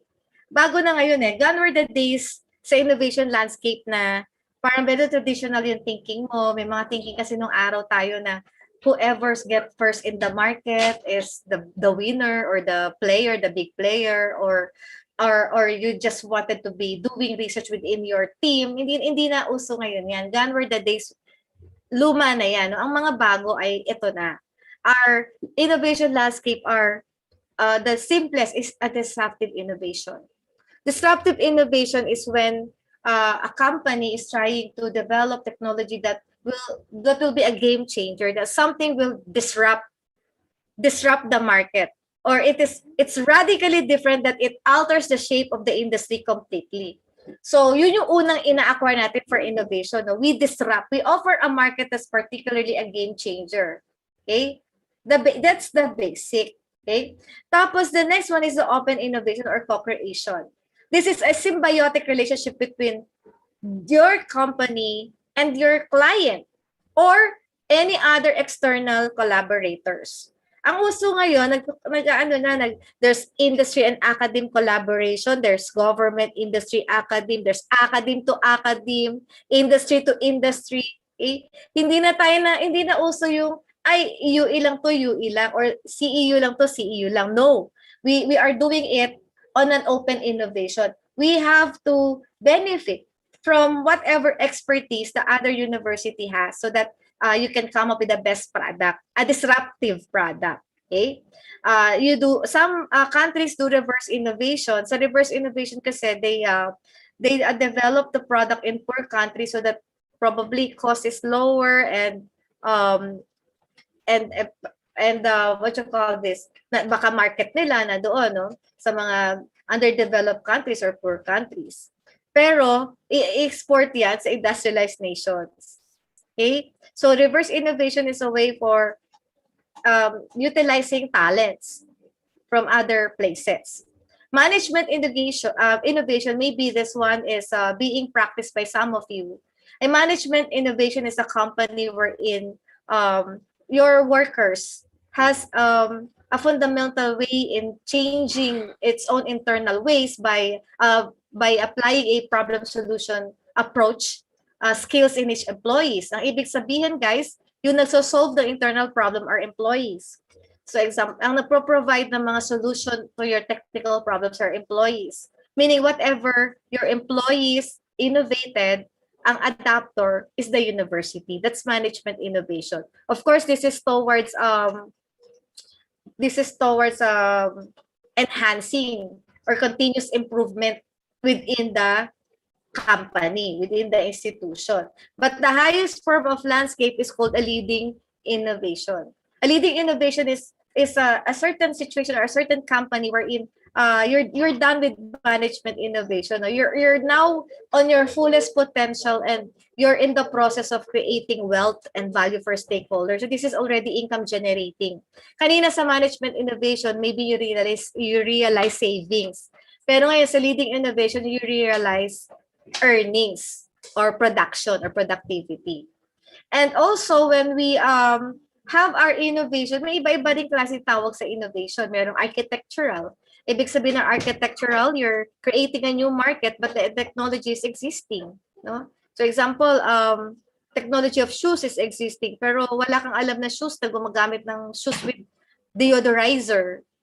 So gagawin mo, I'll create a new market for shoes. I'll now come up with the product, deodorizing shoes. So nakikreate ka ng bago. That's architectural.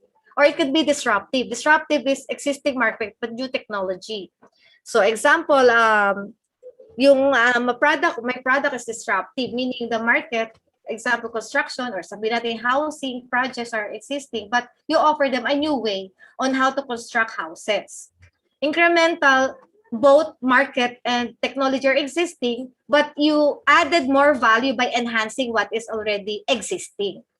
But the number one, the radical, talagang new market, new technology, it totally destructs the existing technology. It's totally a new entire innovation kasi babaguhin mo pati market, pati technology. So dyan sa apat na yun nagfo-fall yung mga dine-develop natin products.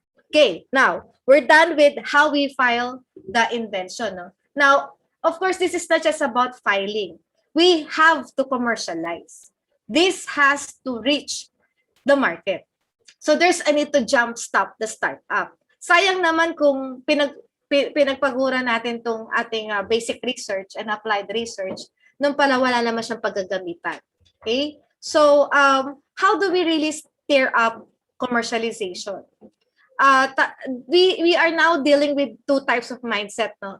Our topic is bringing your idea to a higher level, meaning you are now shying away from the usual research utilization that you're using. Kasi in the past, we're used to just publishing our work. Okay? Right now, it's no longer. We want to make a new way of utilizing our research, and this is by commercialization.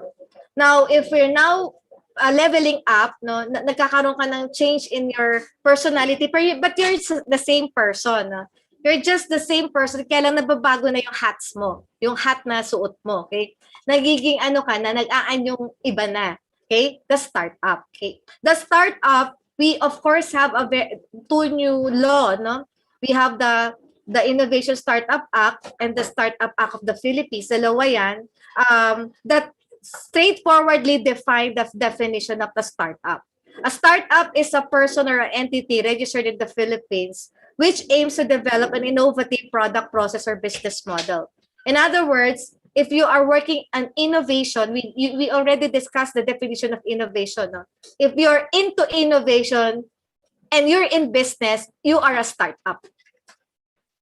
Okay, hindi dito sinabi na a startup is one that just registered the company for 1 year or 2 years. Wala ditong sinabing definition na a startup is a company that existed for 5 years or 3 years or 2 years. Walang ganon, no? We cannot see any number of years stated in the definition or the legal definition of startup. But what we know is that a startup is an entity that is aimed to develop innovative product, process, or business model. Okay? So it can be a person, a natural person who is either a Filipino or a foreigner, and an entity is one that is registered. Registered either a sole proprietorship, a partnership, a corporation, cooperative, or an association. Okay? So, pag nasa startup stage na tayo, which is stage 6, TRL 6, diba? You're now ready to register the business. Okay, and startups ngayon are originating from the university. Okay, there's another word that I want to define, which is related to our topic, entrepreneurship. If you're a startup, then you're an entrepreneur. But not all entrepreneurs are startups. Because may mga entrepreneurs naman na not innovating, no? Because they already have their product. They're just expanding. Okay, but what is the definition of entrepreneurship? It is the practice of consistently converting good ideas into profitable ventures. And I said consistently. Kaya si Peter Drucker, which is the founder of the modern management, actually, sabi nga sa mga libro, Peter Drucker is the inventor of MBO, or the management by objective. Okay? Ang sabi niya sa definition ng entrepreneurship, it does not include sari-sari stores. Kasi sari-sari stores are not meant to consistently improve the commercial venture. Pero yung McDonald's, even if they are positioned in different streets, kasama sila. Kasi bakit? McDonald's are consistently converting their ideas into profitable commercial ventures. In fact, they're coming up with new products, with latest products, with different combos. Diba? Dami nilang mga strategies just to increase their sales. And there's another, I'm sorry, parang naano ko yung PowerPoint ko. And there's another term.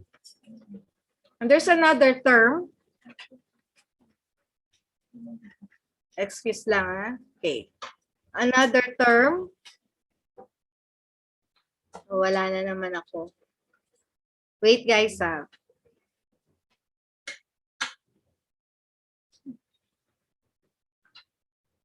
Okay. There's another term that we're talking about, and that term is called technopreneur. Okay? I hope that you can see my slide, pero ako kasi wala nakikita. Ayun. Okay, so I hope you can see my slide, guys. I'm sharing now the PowerPoint slide, and in the slide, we see technopreneurship, okay? So, technopreneurship, in the real sense, according to Peter Drucker, has no difference in an entrepreneur. But in early 80s, just for the sake of distinguishing an entrepreneur from technopreneur, so everybody has to redefine or to define what is technopreneur. So as just as much as just to distinguish it from entrepreneur, but it is basically it involves two things, no? It involves delivering the product or the process that the product is delivered to the consumer, either the product or the way the product is delivered to the market.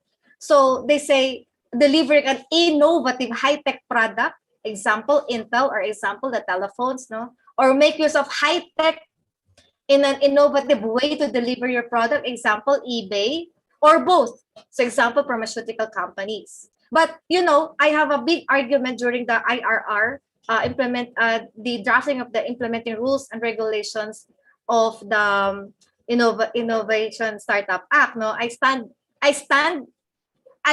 to defend that technology does not mean just the Internet of Things or the machine learning or artificial intelligence. No, we're not just talking of it.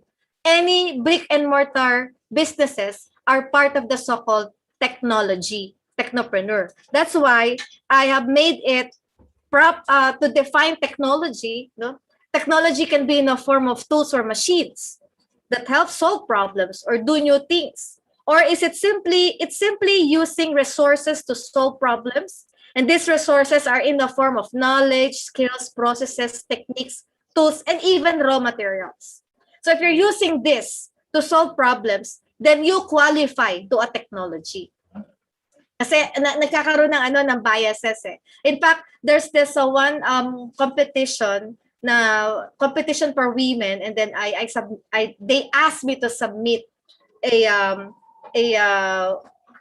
entry, no? But apparently, ang kinukuha lang pala nila yung mga nasa artificial intelligence, no, and the likes, no. Sabi ko, that should not be the case, because all of us, whether digital or not, no, are using technology. Okay? Now, so iba-ibang tawag, pero isa lang ibig sabihin, di ba? We are producing processes or products or business models. And that this new innovative processes, products, business, services should reach their market. Now, how do we start a startup? You start with the big picture, no? But, a startup is the summation of the product and the team. And this precisely, in most venture capitalists, they are more geared towards consideration of the team. Ang gusto nila, a team that really has the credential or background that this team can really deliver. That this team has certain sets of skills that they have the ability to deliver this idea to the market. In fact, one of the very prominent speakers says, in grading, they only give 40% to the idea or even 30% to the idea, and the rest of the 70% to the team. Okay, kaya yung person in itself is an important part of the startup ecosystem. Ikaw mismo yung sarili mo. It's not you, it's not your friends, it's not the university, it's not whoever supported you or not. It's you. It's your dedication. Kaya nga kaya nga sabi ko sabi ko kanina objective natin using IP to build dreams, no? Ngayon, I am walking you through how an idea will reach the market, but that's not precisely the point. That's not just about walking through. Okay? Seeing some journey will lead you, will guide you, but most important thing is how you change your life, how a dream can happen by being a startup. Okay? Now, in some universities, they treat the startup faculty who turned a startup into 50% faculty and 50% into their respective business. Kasi, of course, the university being co-owner ka kung ikaw yung nag-support sa faculty, di ba? Co-owner ka. So, syempre, you profit share. Kaya maganda sa university to. It's a production. It's income generation. Kaya katulad ng Gatorade, di ba? Yung Gatorade is university, is a thesis product that is up to now bringing billions of US dollars to the University of Florida. Isang araw, pinag-uusapan namin yung University of Florida. Mayroon palang Sports Technology Center. So from the Sports Technology Center, Sports Science, doon na buo yung Gatorade. Okay? So, things like this, kailangan ang university is mag-support ng ganyang klase ng mga processes. No? Malay mo, from the university, biglang nakaproduce to ng mga mobile app equivalent to TikTok, equivalent to Snapchat, di ba? Mga ganyan. So, we take the risk. But of course, guys, there are still many percentage of startups who are not really income generating. And para sa akin, some of the things that I'm sharing here, kung hindi ko nilalagyan siya ng acknowledgement, it means it's come from me, okay, from my personal journey. Now, for me, the team should consist of person of different fields. It could be not all civil engineers. It could not be all of your same specialization. Kasi you are you are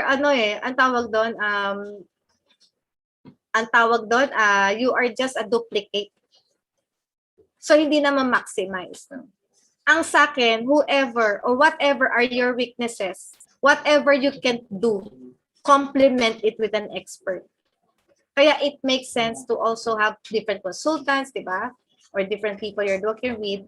But the most important thing is making these people you work with are like-minded people. You have to be like-minded, otherwise it's a big problem pag hindi. It's a big problem. Once that you form your startup kasi, there needs to be included there, di ba? And the power team is, of course, as sa akin, ano ba yung power team? Ideally, sana may academician to the team. Kasi bakit? Academicians were trained to do research. Yung mga academicians, marunong sila the real way of doing scholarly work. At saka kasi sa ibang bansa, no, the university is the source of products of the industry. Sa Pilipinas, hindi. Baliktad. Yung industry ang nabibigay sa atin ng product. Dapat yung industry, yung academic, tayo nagsusupply ng product doon sa industry.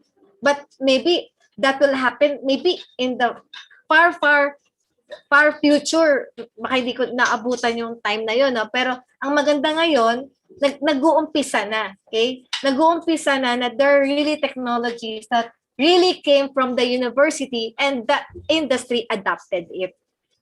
Okay? The industry has to establish the type of trust. No? They should trust that these people from the academe really could come up products. Kaya karamihan ng scientist, academician. Ang problema kay scientist, hindi makatawid sa business. So pag isinali mo siya sa mga taong nakakatawid sa business, so maganda kasi maganda yung performance. Ang tawag sa kanila power team. Okay? So kasi nga it's the team that matters. 70%, 'di ba? Is the team. Now, you're a startup, for instance. There are 3 different types of startups. Number 1 is a person who has you initiated it, you yourself, ikaw, sarili mo, you initiated it, pero wala kang pera. Okay? So, your own resources, may sarili kang pera. So, para kang Superman, di ba? Ang bilis ng lipad mo. Bakit? Kasi may sarili kang pera, ang swerte mo, di ba? You're so lucky. Pero, nasaan yung the rest? Yung the rest is may initiative but without resources, walang pera. Kaya ginamit ko, di ba, yung bata, baby na gumagapang. Talagang baby ka. Baby, walang kamuwang-muwang. Kailangan mong alalayan, no? You have to win, di ba? Kailangan mong gadaanan yung kitchen principle. I've learned from one of my doctoral professors the concept of business principle in business. Ang sabi niya, yung 10-year-old, yung palang bata, lalaki siya, yung growth pattern niya is only up to 10. Beyond 10 years old, hindi na siya lalaki. same business, same principle applied to business, the 10 years. Kaya napaka-importante ng first 10 years of a business kasi pinalalaki mo pa siya. Pag dampas ng 10, kahit kumain ng madami may pa yan, hindi mo nakikita yung paglaki niya. Okay? I prove it. Actually, totoo yun. Totoo yun. Pakainin mo ng pakainin yung bata before 10, talaga lalaki siya. Okay? Dito, ang gapang mo, no, ang hirap. Okay? Gumagapang. Imagine na nagko-crawl ka. Okay? That hard. May isa namang situation wherein you are institutionally initiated. Sinabi ng university, sinabi ng office, sinabi ng entity, sinabi ng boss that we have to do this and this is the fund. Your commissioned work. Okay? So dito naman, my drawing is like a baby who's changing a diaper kasi inaalalayan ka pa rin ng company mo. You cannot fly by your own. You need a company because the company is funding you. But you enjoy both world, no? At least ikaw, you know the technology, tas meron siya pera. Pagsamahin nyo, okay, di ba? Now, yung problema yun nasa gitna, yung without resources. If you're without resources, you have options. What's your options? Number one is funding, and the other one is incubation. Where do you get funding? Depende kung nasang stage ka, which I'll discuss later. You source funding, or you also incubate yourself. Humanap ka ng technology business incubation. Wherein this TBI, madami na ngayon TBI, no? This is the buzzword, no? We call them accelerators. They will accelerate your growth. Palalakihin ka niya ng mabilis. Okay, so actually, uso ngayon co-incubation. Ako, I'm a startup founder, no? I'm into looking at the incubation. May mga kausap na ako. But of course, co-incubation, meaning you enjoy all worlds, all this incubation can give you. Ano yun? Ano yun? Baka yung isang incubation can give you office. Yung isang incubation can give you access to funds. Yung isang incubation give you a lot of trainings. Yung isang incubation gives you a lot of marketing potential. Depende. Okay? So, maraming way, may ganyan yung ways, no? But, you know, I'll tell you the reality. The reality is hard. It's hard. It's not the moon, the sun, and the stars. Okay, it's not. But, kaya nga namomold ka eh. Kaya nga it's about the team. It's not about the technology, no? You, dahil you're passing through these very difficult times, you are building yourself. May mga values na nabubuo sa'yo. And this value, kung tama, okay, kung tama yung value and positively you are facing everything, then hindi malayo in the future, you'd become a unicorn. What's a unicorn? A unicorn is worth $1 billion. Do we have a unicorn in the Philippines? They say we have one. Okay? Okay, so sa Asian countries, maybe tayong pinaka-kolelat pagdating sa mga unicorns. You can try searching who the unicorns are, but there are a lot of unicorns already in different parts of the world, okay? So, yun yung gusto nating mangyari, no? Ma-maximize mo yung gusto po. Kaya nga, IP as your dream. IP to help you facilitate to give a dream. And if you remember RTLR, Technology Readiness Level 1 to 9, pinag-usapan natin yan.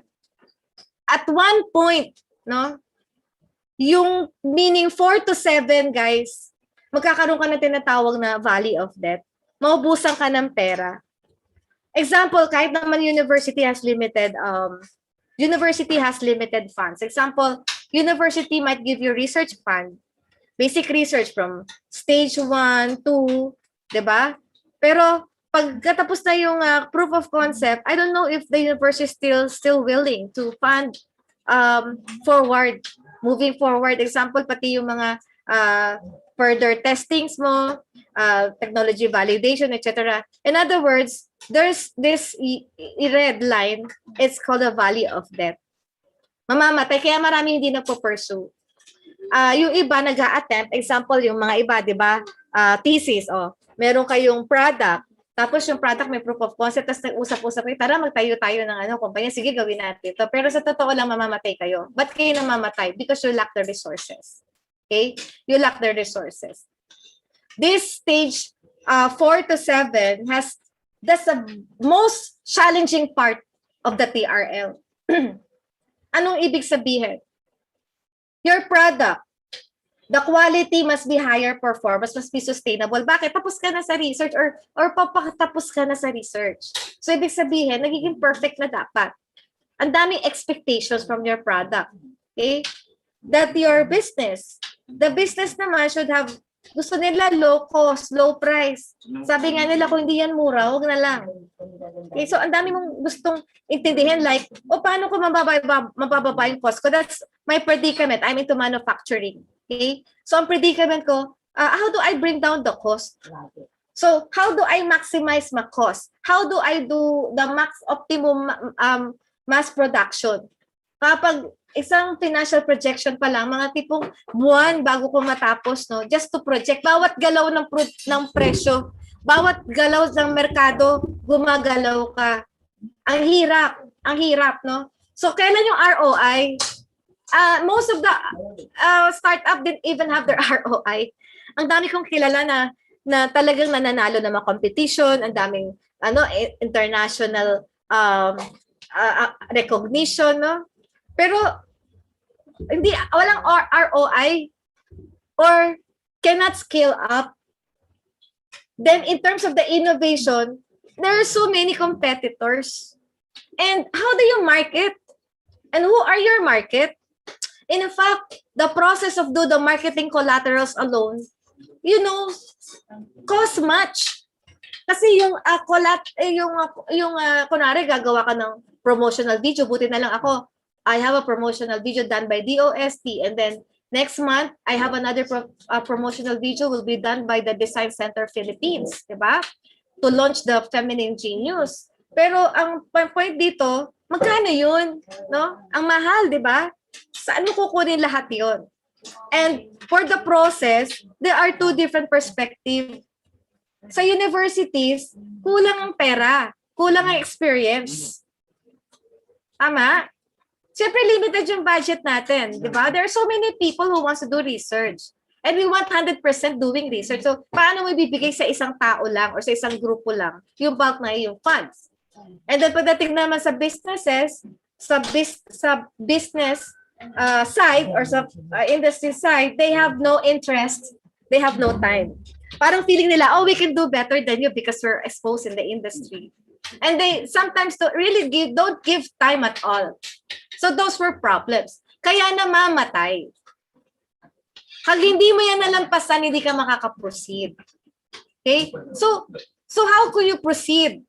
Ito, from the ESIP, from the Impact for Social Partnership PhilDev, ito yung kanyang startup journey. Doon sa may phase, no? Startup journey, iba-iba yung umpisa nyo, guys. Merong number 1, idea muna, and then they form the team. Meron namang, nag-form muna sila ng team. Di ba? Iba nga, nagbarkada nag-iinuman lang, biglang may nabuo, aldara, o gano'n, di ba? And then, tsaka nag-form na idea. Meron namang, nag-research talaga, from research talaga nang galing, no? Research work, tapos, nakapag-problem application, and then tsaka bubuo ng team. Meron namang from research, naghanap siya ng team, from the team, pina-identify niya yung problem. So these are 4 different situations, pero all of them will go into user validation, up to scale up. Pero at that point, do sa gitna, ang lakas ng gravity. Ipupull ka down, kaya rest in peace. Pag hindi mo nalampasan tong big gravity na yon, this startup will die. And this is practically what's been happening, no? In most of the startups. Anong kailangan sabi nung dito sa diagram, okay? How will they grow? They need help. Pero sabi niya, they must be proactive in getting help. Kasi yung help, guys, hindi pupunta sa iyo You search for the help. You do pitching. Diba? You pitch yourself. in different situations. Kahit na nag-pitch ka na ng pitch, hindi mo na mabilang ganong beses ka na nag-pitch, no? How much do you need? Oh, I need 200 million, I need 100 million, I need 20 million. This big. Hindi kaya ng university yan, kahit mag-tumbling pa sila. So, saan mo kukunin? Now, you can get from angels, from different partners, from venture capitalists. And you can see that there are different stages when we have different types of people. Now, we have the talent, the team. We have the industry leaders or people who are, good at really expert in a field. No? There are pilots, there are customers or pilot testing, channel partners, angels, etc. Okay. Now, what funding is needed? Depende sa TRL mo. If your TRL 1 to 5, that's research. If TRL 6 to 9, that's pre-commercialization. Beyond that is commercialization. So these are the funds that you need, no? Typically, a research stands by bootstrapping. That is spending your own money. Sabi nga dito, spend money to make money. Each research, if you really wanted to try on your niche, no? Hindi ka pwedeng nakasalalay ka sa funding kasi hindi ka na makapagsimula, di ba? So kailangan ng parameter mo is that I have to start even if I don't have funding. And that's what I did.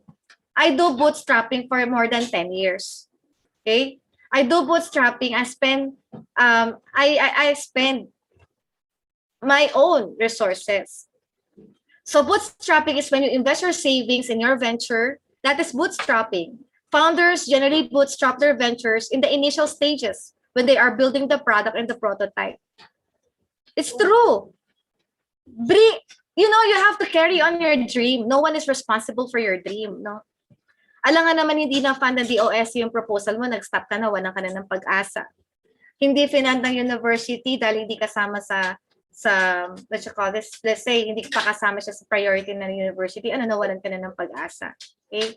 But you see, you have the bootstrap. In fact, I haven't seen anything.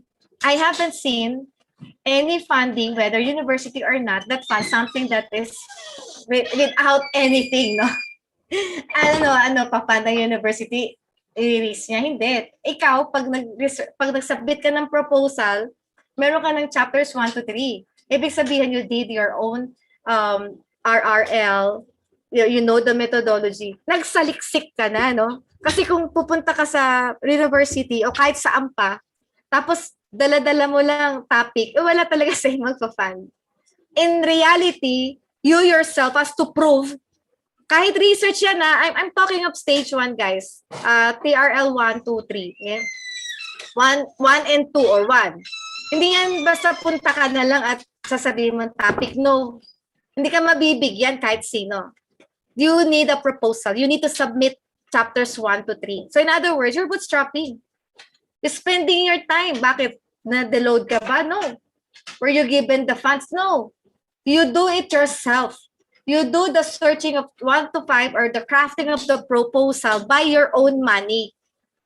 And it's all a gamble. You're not even sure kung ipa-fund yan ng university. That's bootstrapping. Okay? Spending your own resources. Now, going beyond is the pre-commercialization, and you now need a seed funding. Seed funding is an investment made at the preliminary stage of the startup. Founders can raise seed-level funding from angel investors, sa mga anghel daw. Actually, naghahanap nga ako ng mga angels para wala ako masyado makitang angels. Friends, family, acquaintances, you can either offer them interest or equity in your startup in exchange of capital. So for the seed funding, typically, ito yung kumukuha ka ng other maliliit na funds, no? Seed fund from the drawing, it's a Israel framework, is a seed. The green portion. You don't see anything on the green portion except the roots. And who see the roots? No one see the roots except you. And whoever will fund you. Okay? Roots. Kasi bakit? Wala ka pang proof eh. You're still, di ba, validating it eh. Now, dahil nagkaroon ka ng seed funding, kaya nga seed, tutubo, di ba? So at certain point in time, this still will now have branches, leaves. This now, ang makikita ngayon ng mga venture fund capitalists. Yun na yung commercialization. Bakit? Nakakita na sila na meron ka ng commercial grade prototype or commercial grade product that you can actually do small scale or backyard scale. And then now you need to scale up kasi, di ba? You have to be competitive in the market. So the response to that is mass production. So venture capitalists are institutional investors that invest in a startup in exchange of equity or shares. They own a certain percentage of the rights in the company they invest in. They generally come in the picture after a company has developed a basic prototype and business model. There are various levels on series of venture funding, yes, and there are series A, B, C. And yung sinasabi nilang unicorn in the Philippines gained unicorn status as series B, finding of funding. Okay? So ito guys, yung sinasabi ko, seed fund, venture, you know, in the point of view of those in example in other countries, India, US, Europe, we're talking of millions. So yan ang, I'm not sure if we have that very healthy funding or venture capitalists in the Philippines. Okay? But in my case, it is the advantage of being exposed in research and exposed in the university is that I can do strategies to have a very good support system. So where did I start? I start from bootstrapping. And later, I look for small long-term or short-term investors. Then I find an industry partner. Then, because I'm in the valley of debt, I need government support, and that I have a DOST funding. And the search for big and short-term or long-term investor is continuous. And other institutional support, example, National University supporting you in time or other forms of resources. And there are a lot of ways for you to continue or to complete the support system. Okay? Now, these are just some tips if you're preparing the proposal, guys. During the proposal time, there has to be a dream already. There has to be a heart. Kasi if you're just proposing for nothing, wala yan. Okay? Malamang sa hindi yan ma-fund. Kasi doon pa lang gigisahin ka na sa doon pa lang sa process of, example, pitching, evaluation, gigisahin ka na dyan. If you don't have a heart or the soul for what you're doing, you don't have the big dream for what you're doing, most likely you'll not get the funding. After that, you establish your credibility. Natural, di ba? Example, if you're working on construction materials, ano ka ba dapat? Dapat engineer ka, di ba? If you're doing on the material science, ano ka dapat? Dapat materials engineer ka. So, ano gagawin mo? Kumuha ka ng mga short courses, mag-aral ka, attend ng training, seminars, no? To know the technology. Mag-training ka para alam mo yung technology because at the end of the day, you are the person who's the most expert in that particular field. You establish your credibility. Mag-aral ka pa. Kung kaya mo, mag-expose ka sa industry para malaman nilang ikaw ay may K or alam mo what you're doing. At pag nag-fund sila sa'yo, di sila magkakamali, di sila mag-risk. Of course, you need something to show. And that is your prototype. This is how my product looks like way back, no? It's just like that. It's just a specimen. It's like a starving hollow blocks, no? Payatot na hollow blocks na ang gaspang na hindi mo maintindihan. But at least, no, that's the seed there. May nakikita. Kasi nga, wala nga talaga sa'yo magpapano, walang nakikita sa'yo kahit ano. Okay? Next. You have to be inventive, you know the definition. But other than being inventive, guys, you have to be emerging. Kumuha ka na magsusupport sa'yo statistics or write-ups or books or article that says your technology is emerging. It has to be supported. Kasi kung hindi naman emerging, bakit natin papondohan yan? Okay? It has to be meritorious. So how do we establish meritorious? It has to be meritorious to the Philippines, for instance. Yan ang pinakamaganda. Meritorious to the country.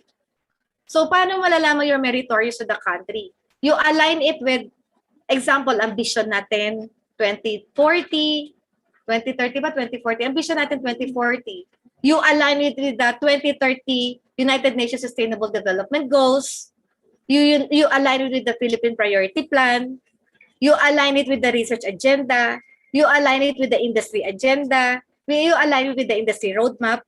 Ina-align mo. Yun ang meritorious. Hindi pwede nagre-research ka kasi trip mo, no? Kasi yun ang gusto mo, interest mo lang, no? Hindi mo lang interest, kundi interest kung magpa-fund sa'yo. That's why it has to be meritorious. And it has to be disruptive. That's the best.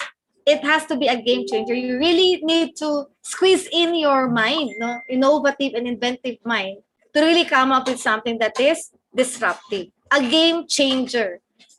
Something that will change the industry. You need industry partner.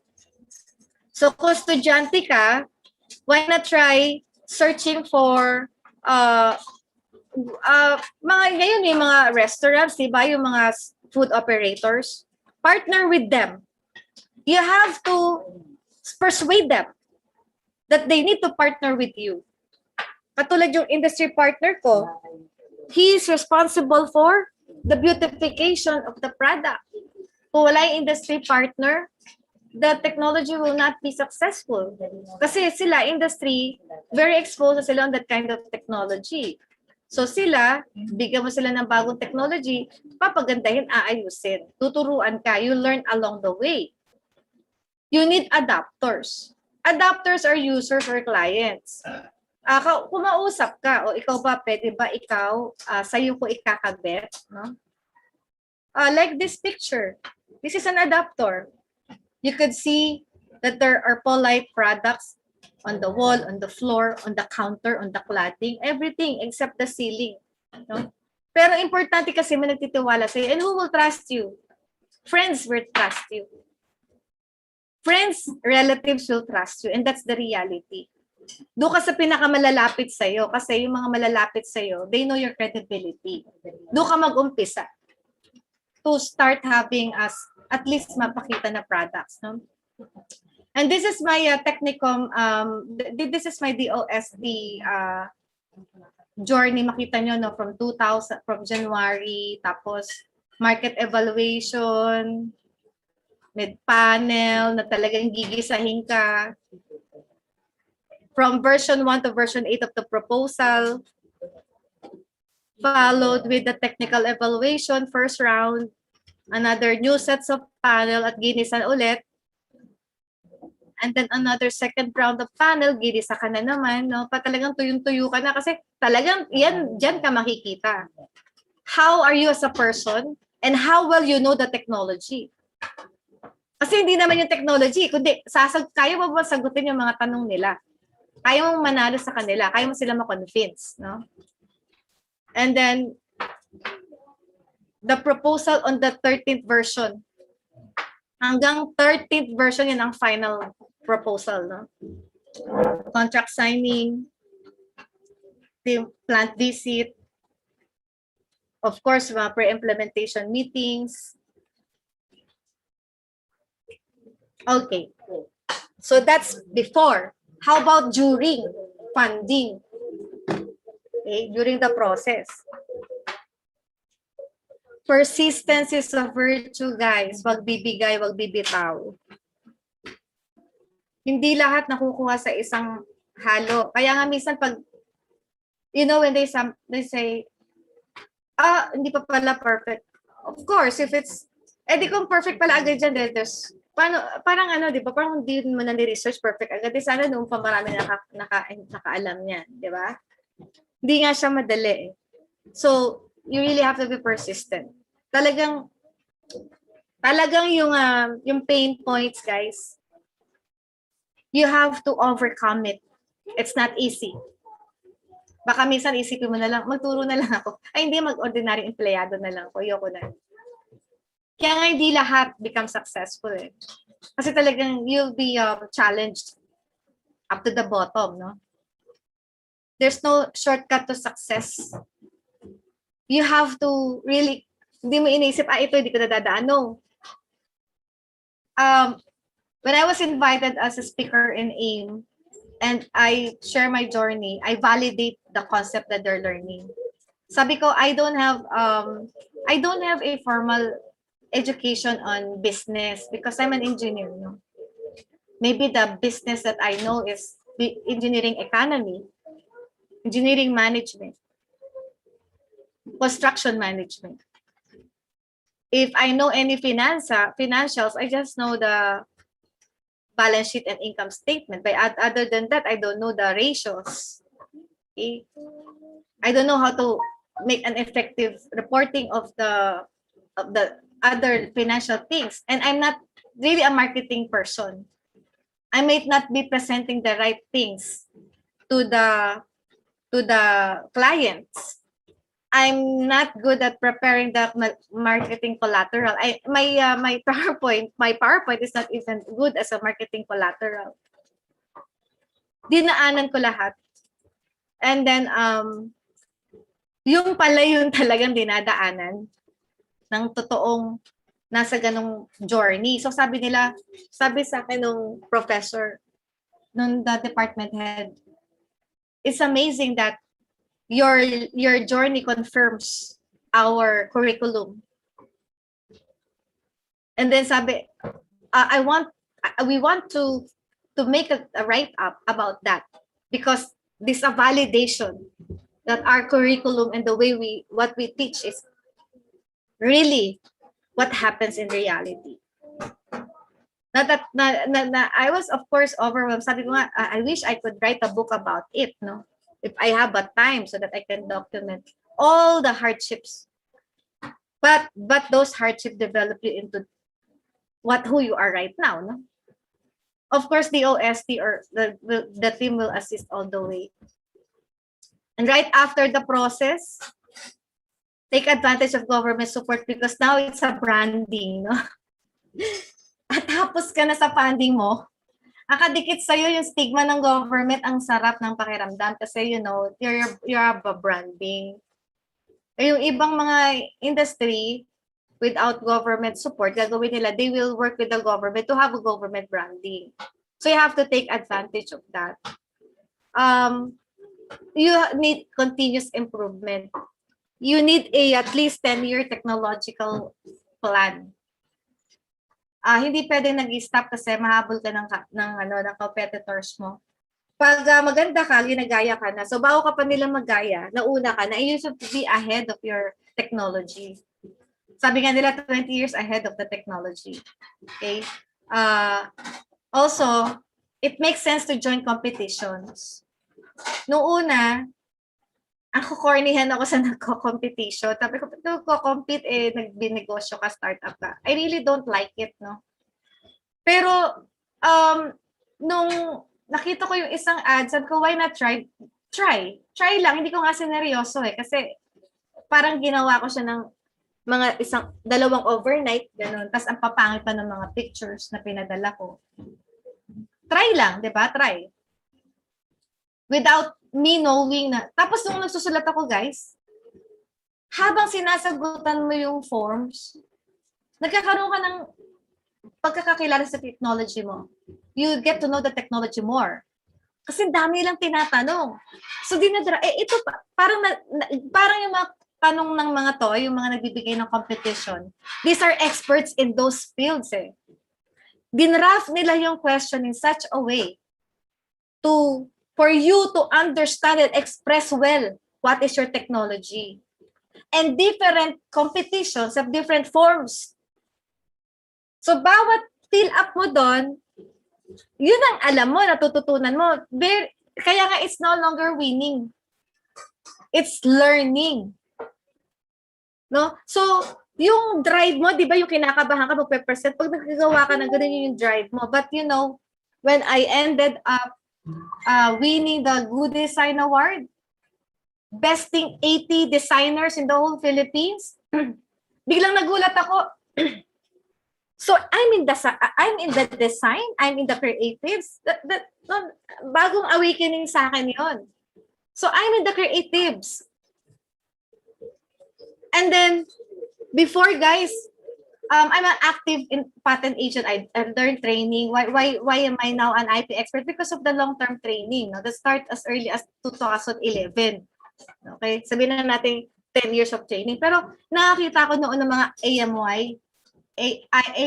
IP award. Pag nakikita ko sila, basta sinasabi ko sa sarili ko, this is something that will not happen to me. No, parang kasi siyempre naisip ko, ang galing naman nila, pero hindi ko to kaya, hindi ko to magagawa.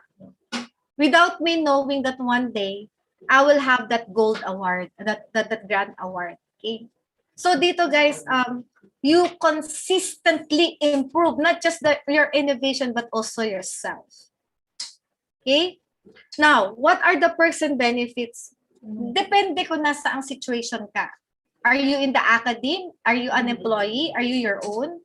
But you know, all of these are benefits. Honorarium and the loading, of course, are benefits. High points in ranking. It's a high time to introduce patents, utility model, trade secret, industrial designs, creative and literary arts to be part of the ranking system. And it has to be, it need to have an equivalence in publication. Okay? Both publication and commercialization are key to success, are key to contribute to the overall standing of the country. We have a so-called global innovation index, and the university should be a big distributor or contributor to the global innovation index. So put in the ranking. Of course, in your research, you travel to places, you get suppliers, di ba? You meet to know partners, you need to know clients. Pupunta ka sa iba-ibang lugar. And all arising accomplishment, ito nga, yung bigla ka na lang nananalo, bigla ka na lang naimbitahan sa ganon, di ba? These are arising accomplishments. Why? Because of your technology and you as a person. Guys, I really wanted to emphasize branding, no? If you're in technology, it's you and the product are two separate brands. Diba? Kunwari ako, I'm packaged as a woman in science, pero ang totoo, I have a product. Pero hindi yun eh. You are packaged as this. So nagkakaroon ka ng identity because of the technology. And this identity, naiiba yung branding mo sa self, branding mo sa product. You achieve both personal and personal growth. And you could actually imagine things you cannot imagine before. And you own IP. Mayaman, you own IP. That's an asset. And fulfillment of your life's goal, then a business goal. Ay, di ba yung mga scientists, mga researcher, idealistic yan, no? Pero, pag nag-dream ka, ano ba dream mo? Dream ko maging number 1, publisher or makapag-ganto ko na ng gantong research, di ba? Life goal yun. It's something that gives you more than the packet. Hindi yung yayaman, kundi you have a goal of being known in research, being known in this technology through the research, through the publication. Pero if you're in the innovation side, the life's goal will be followed by a business goal. Ang susunod nun, gusto mo na yumaman. Hindi naman pwede kasi guys, sasabihin mo, ay sige, nasa innovation ako, I'm doing product development, not to be rich, but just to enjoy life. Para namang, parang, ano ngayon na di ba parang something, hindi ganun yung business. Business has to be profitable. Otherwise, being a philanthropist. But you cannot be a philanthropist if you're not rich. Di ba ang philanthropo, yung tulong ng tulong, parang siya ng philanthropo kasi yung kita niya, yung income niya, binibigay na lang niya. Hindi ka pwedeng philanthropo dahil kumuha ng pera sa iba. If you're not rich, how can you do that? Di ba? So, in other words, IP nga eh, intellectual property, tapos ayaw mo maging rich, ayaw mo ng business. IP nga. It's mag-asawa yung IP saka business, di ba? Commercialization. And now is the time, it is the best time to equip and be relevant because there's new normal and there's new landscape. Why? Because all of us now are in equal footing. Pantay-pantay tayo ngayon, pantay-pantay tayo di lumalabas, pantay-pantay tayo ng alam, pantay-pantay tayo nagmamadali sa internet, nagmamadali na digitalization, etc. No? But new things are arising, pantay-pantay din tayo, hindi natin alam yung future. So in other words, this is a very opportune time for you to be in research. Mag-isip ka na, ano mangyayari after pandemic? Be 10 years ahead. Okay, ano mangyayari 10 years from now? Anong scenario? Anong product? Make your research, make your homework, di ba? And this is the best. And parang during the ECQ, everybody turned to be what? Everybody turned to be a businessman. Lahat ng kapitbahay mo nagtinda, lahat ng kapitbahay mo may product. Parang lugi ka, wala kang product. Totoo yun, ha? Minsan, iniisip ko, bakit lahat sila, di ba? Ba't lahat sila may product, no? And everybody has turned instant businessman. Sumakay ka sa ride, no? And you are more, you have more advantage because you know the very core concepts on how to effectively become competitive. Don't jump being a cow. Jump when you are a dolphin. Earn that. Because in this competitive world, there is no other way that you can beat everyone but through innovation. Okay? So this ends my discussion. I will deal with some of the questions later. Okay? Tsaka may announce ako later. Meron akong good news later. Tignan ko lang muna yung mga ano ha. I'll give you the time to write and to dig deep into what we have discussed and then write your questions. Habang tinitignan ko yung mga possible na mga may nag-chat or something. Kasi may 34 chats ako nakikita. Teka lang, pa-prepare ko lang yung ano nyo ha, yung inyong certificates.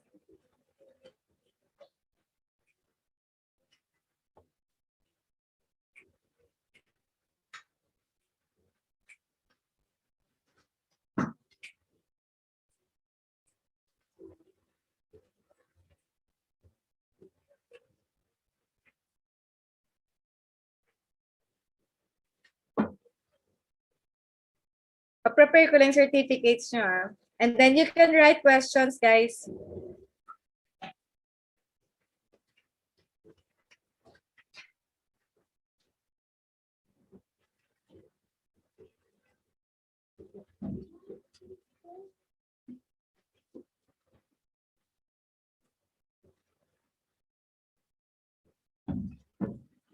Hindi maka-access daw yung iba sa YouTube. Saglit. I think maraming hindi nakaka-access daw sa Zoom at sa YouTube. Let me see.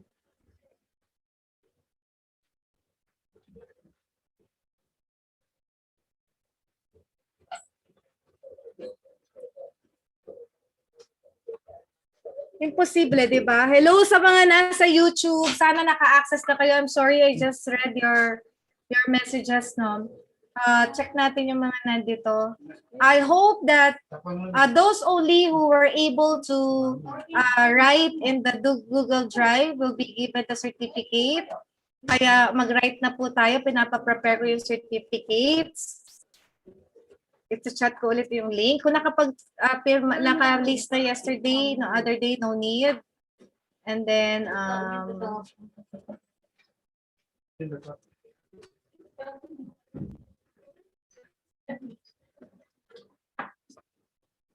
okay. Is Mark here? Mark?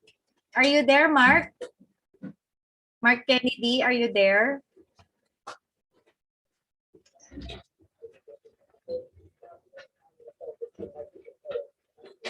So, ang mga nakaano dito is mga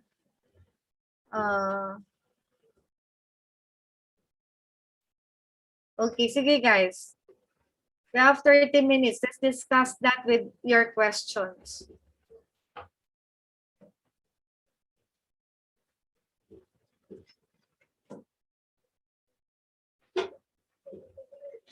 I hope also those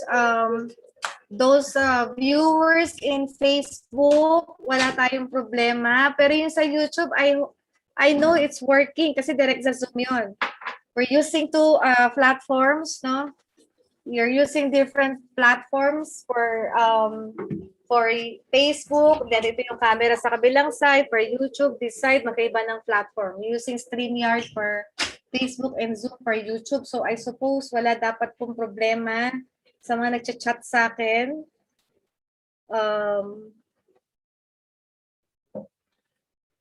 Okay. I hope naka-access na kayo.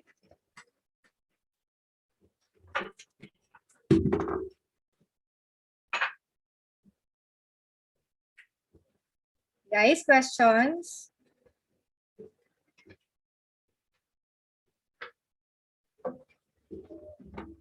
Dali natin, silipan ko lang yung ano.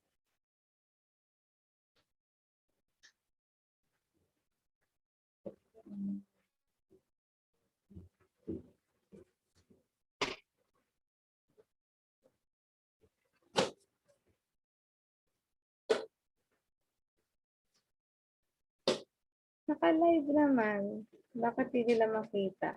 And guys, yung lecture kasi, the lecture is the YouTube. Kasi hindi ko naman i-off yung YouTube, no? Whatever is in the YouTube, you can access it anytime. Maire-record nyo rin yung nasa YouTube. So, that's the complete lecture. Ang ko lang, attendance. Okay? So, siguro mga in 30 to 40 minutes from now, you can have your e-certificate. Now, habang nag-iintay tayo ng tanong, pagpatuloy ko to.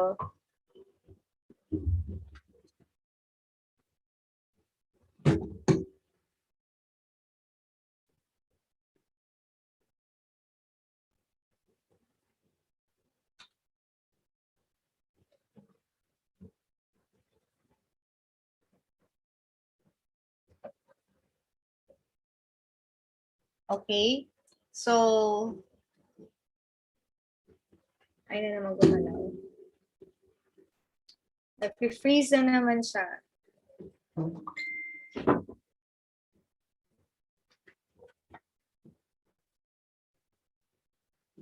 Nag-freeze na naman. Saglit.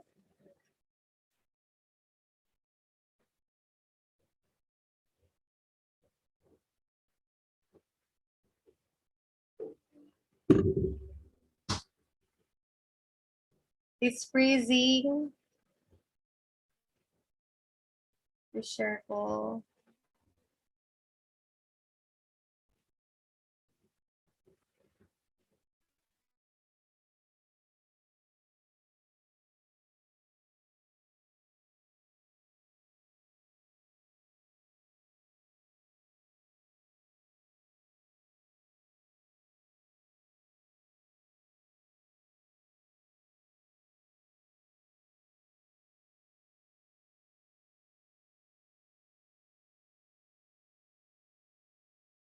Guys, I'm reminding you, please be a member of the Finite Element Institute of the Philippines. Be a founding member. It will help you a lot in your simulation works, in your products. And please, tapos na tayo ng training natin, no? After the training, go to my YouTube. Please subscribe, like, comment, share. Yan yung gift nyo sa akin. Magsasend na daw ng certificate. And congratulations because you completed an IP and commercialization crash course. So that will be your certificate. It's a completion on a participation on a crash course. Okay.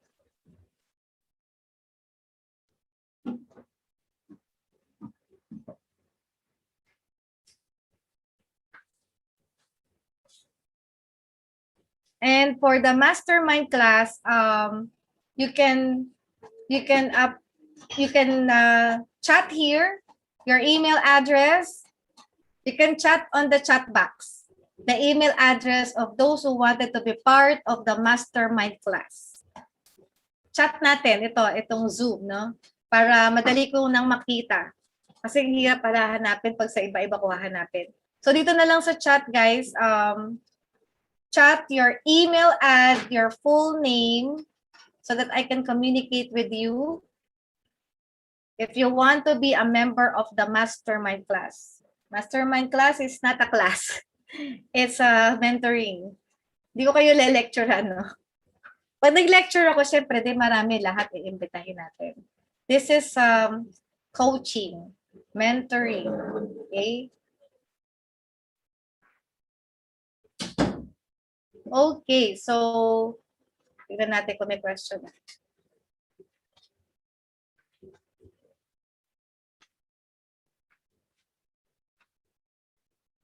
So, I saw na yung mga sagaleta. Tingnan ko yung mga question. There's a question. Sabi ni, according to Isobel, di ba? Ayun, tama. Isa ka sa magma-mastermind class, no? Doc Ria, meron na po akong isang sample product tapos was requested by our institution to join an innovation contest. Then good. Be careful about contest. Be careful not to disclose any secret sauce. Be careful not to put it in the public domain. Okay? Yun yung guys, okay. Yung exhibits, for instance, no? Di ba mahilig tayo na na-exhibit natin yung mga product pagka, kunwari, foundation day, no? Disclosure yon, no? And then I remember one problem of the student in Philippine Science Davao. Ang sama-sama ng loob nila kasi during an exhibit, they exhibited a splitter of rambutan. Okay? Rambutan ba yung food nila? Yung mabaho? Rambutan ba yun? Okay, so basta yung mabahong masarap. Tapos in-exhibit, nakita ng businessman. By the way, guys, no? There are so many businessmen who's really passionate on looking for technologies. Ginagaya nila or binibili nila. Okay, ganun yung ano. So there's businessman na ginaya yung kanilang splitter. Wala na, di ba? Ginaya eh, ano magagawa mo? Kaya naman demanda mo sa'yo yun.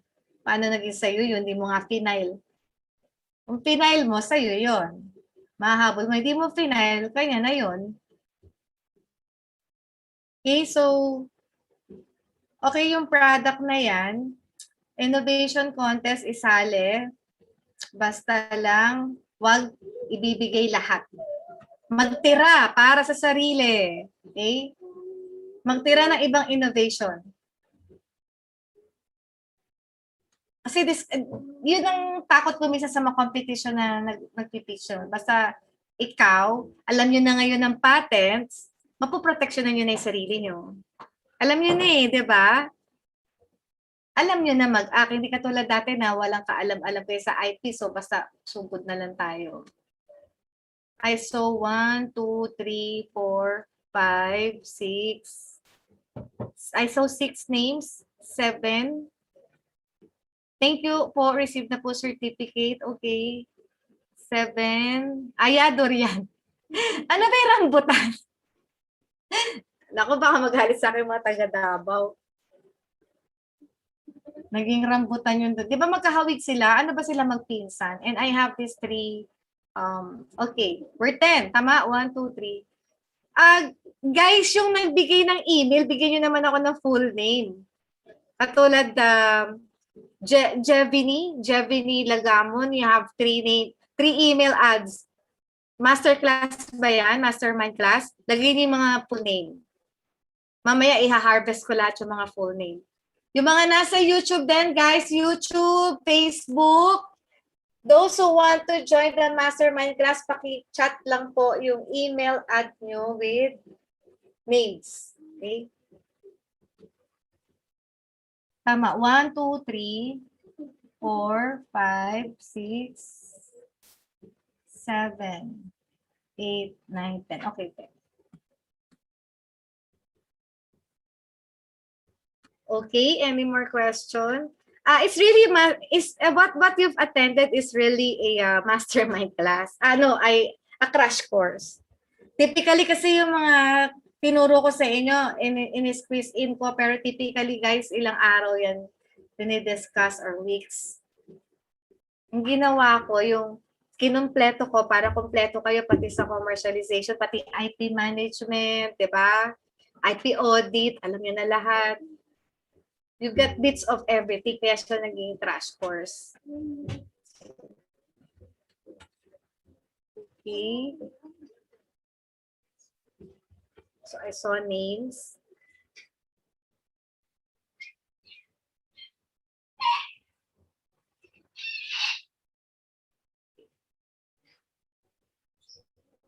Picture ulit tayo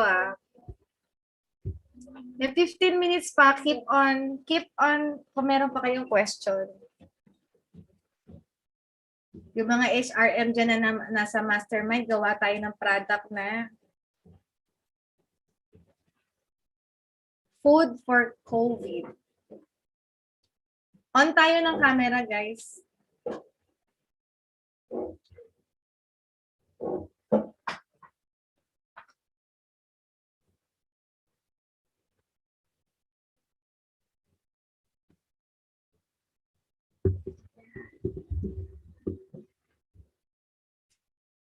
Okay, turn on your cameras.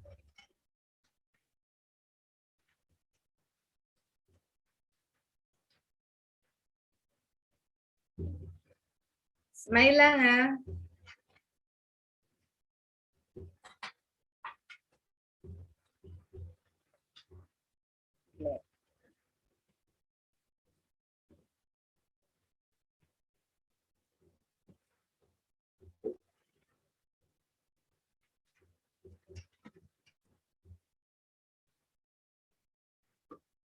Another. Yan, sige, huwag nyo pa.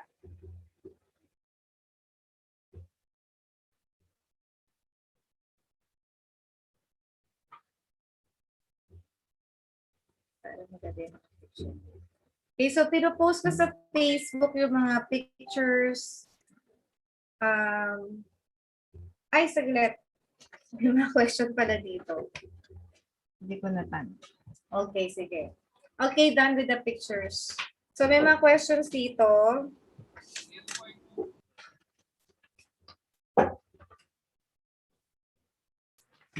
May isang nagtanong, can a patent application be downgraded to utility model after the publication? You can change, you can transfer, or okay, convert. You can convert from patent to utility model anytime before the granting. Same true with converting a utility model to a patent application anytime before the granting. So yung sa patent, you can change it to utility model kahit na after publication. Yes, after the pre-registration publication. Yes. Pero syempre, pagka post-registration, hindi na kasi na-granted na yung, di ba? Granted, ka na, patent. And then, how are technological innovations commercialized? Siguro naman, nasagot ko na to, no? Okay? Nasagot ko na yung road to commercialization. IP, my next topics na iniisip ko is IP in the digital economy, trade secrets, and patent drafting. Yan ang mga nakaline. Okay? So, any more questions, guys? Tignan natin, baka may chat. Sige.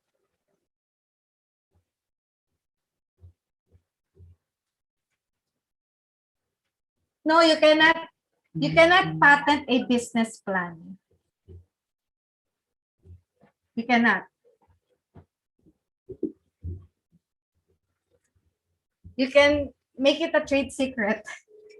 Business model. Make it a trade secret.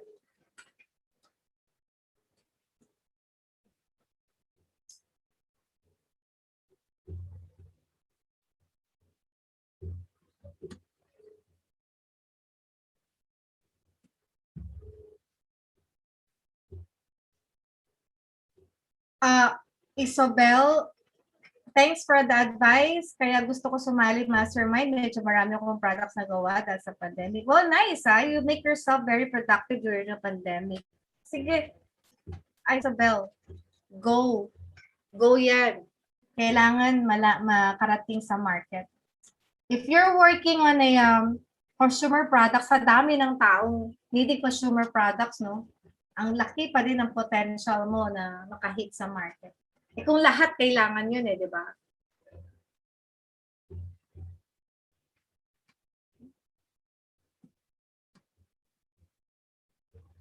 Okay. So sana yung mga nasa YouTube, nakanood talaga sila. Okay guys, do you have any more questions? So kunin ko lang to. I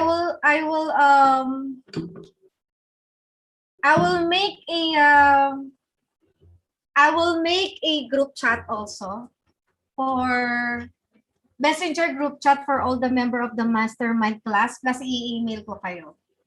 Mas madali kasi sa chat, di ba? Mag-usap. Okay? Sige. Wala na ba? Baka may gusto pang sabihin kayo, guys?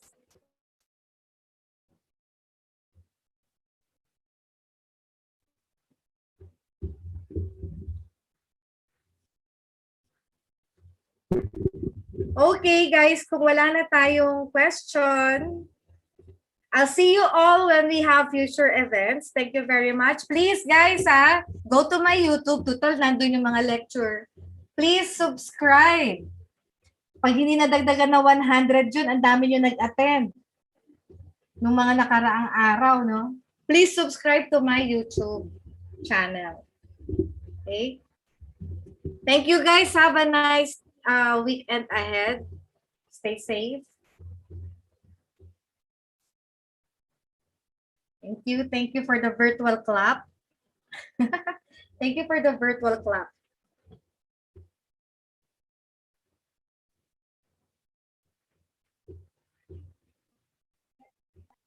Thank you, Sir Ariel.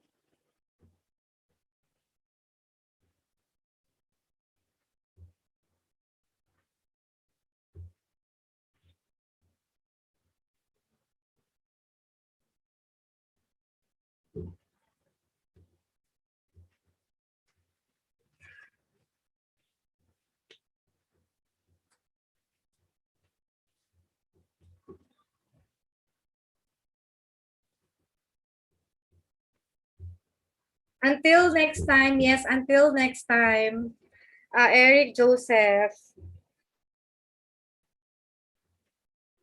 Thank you, thank you.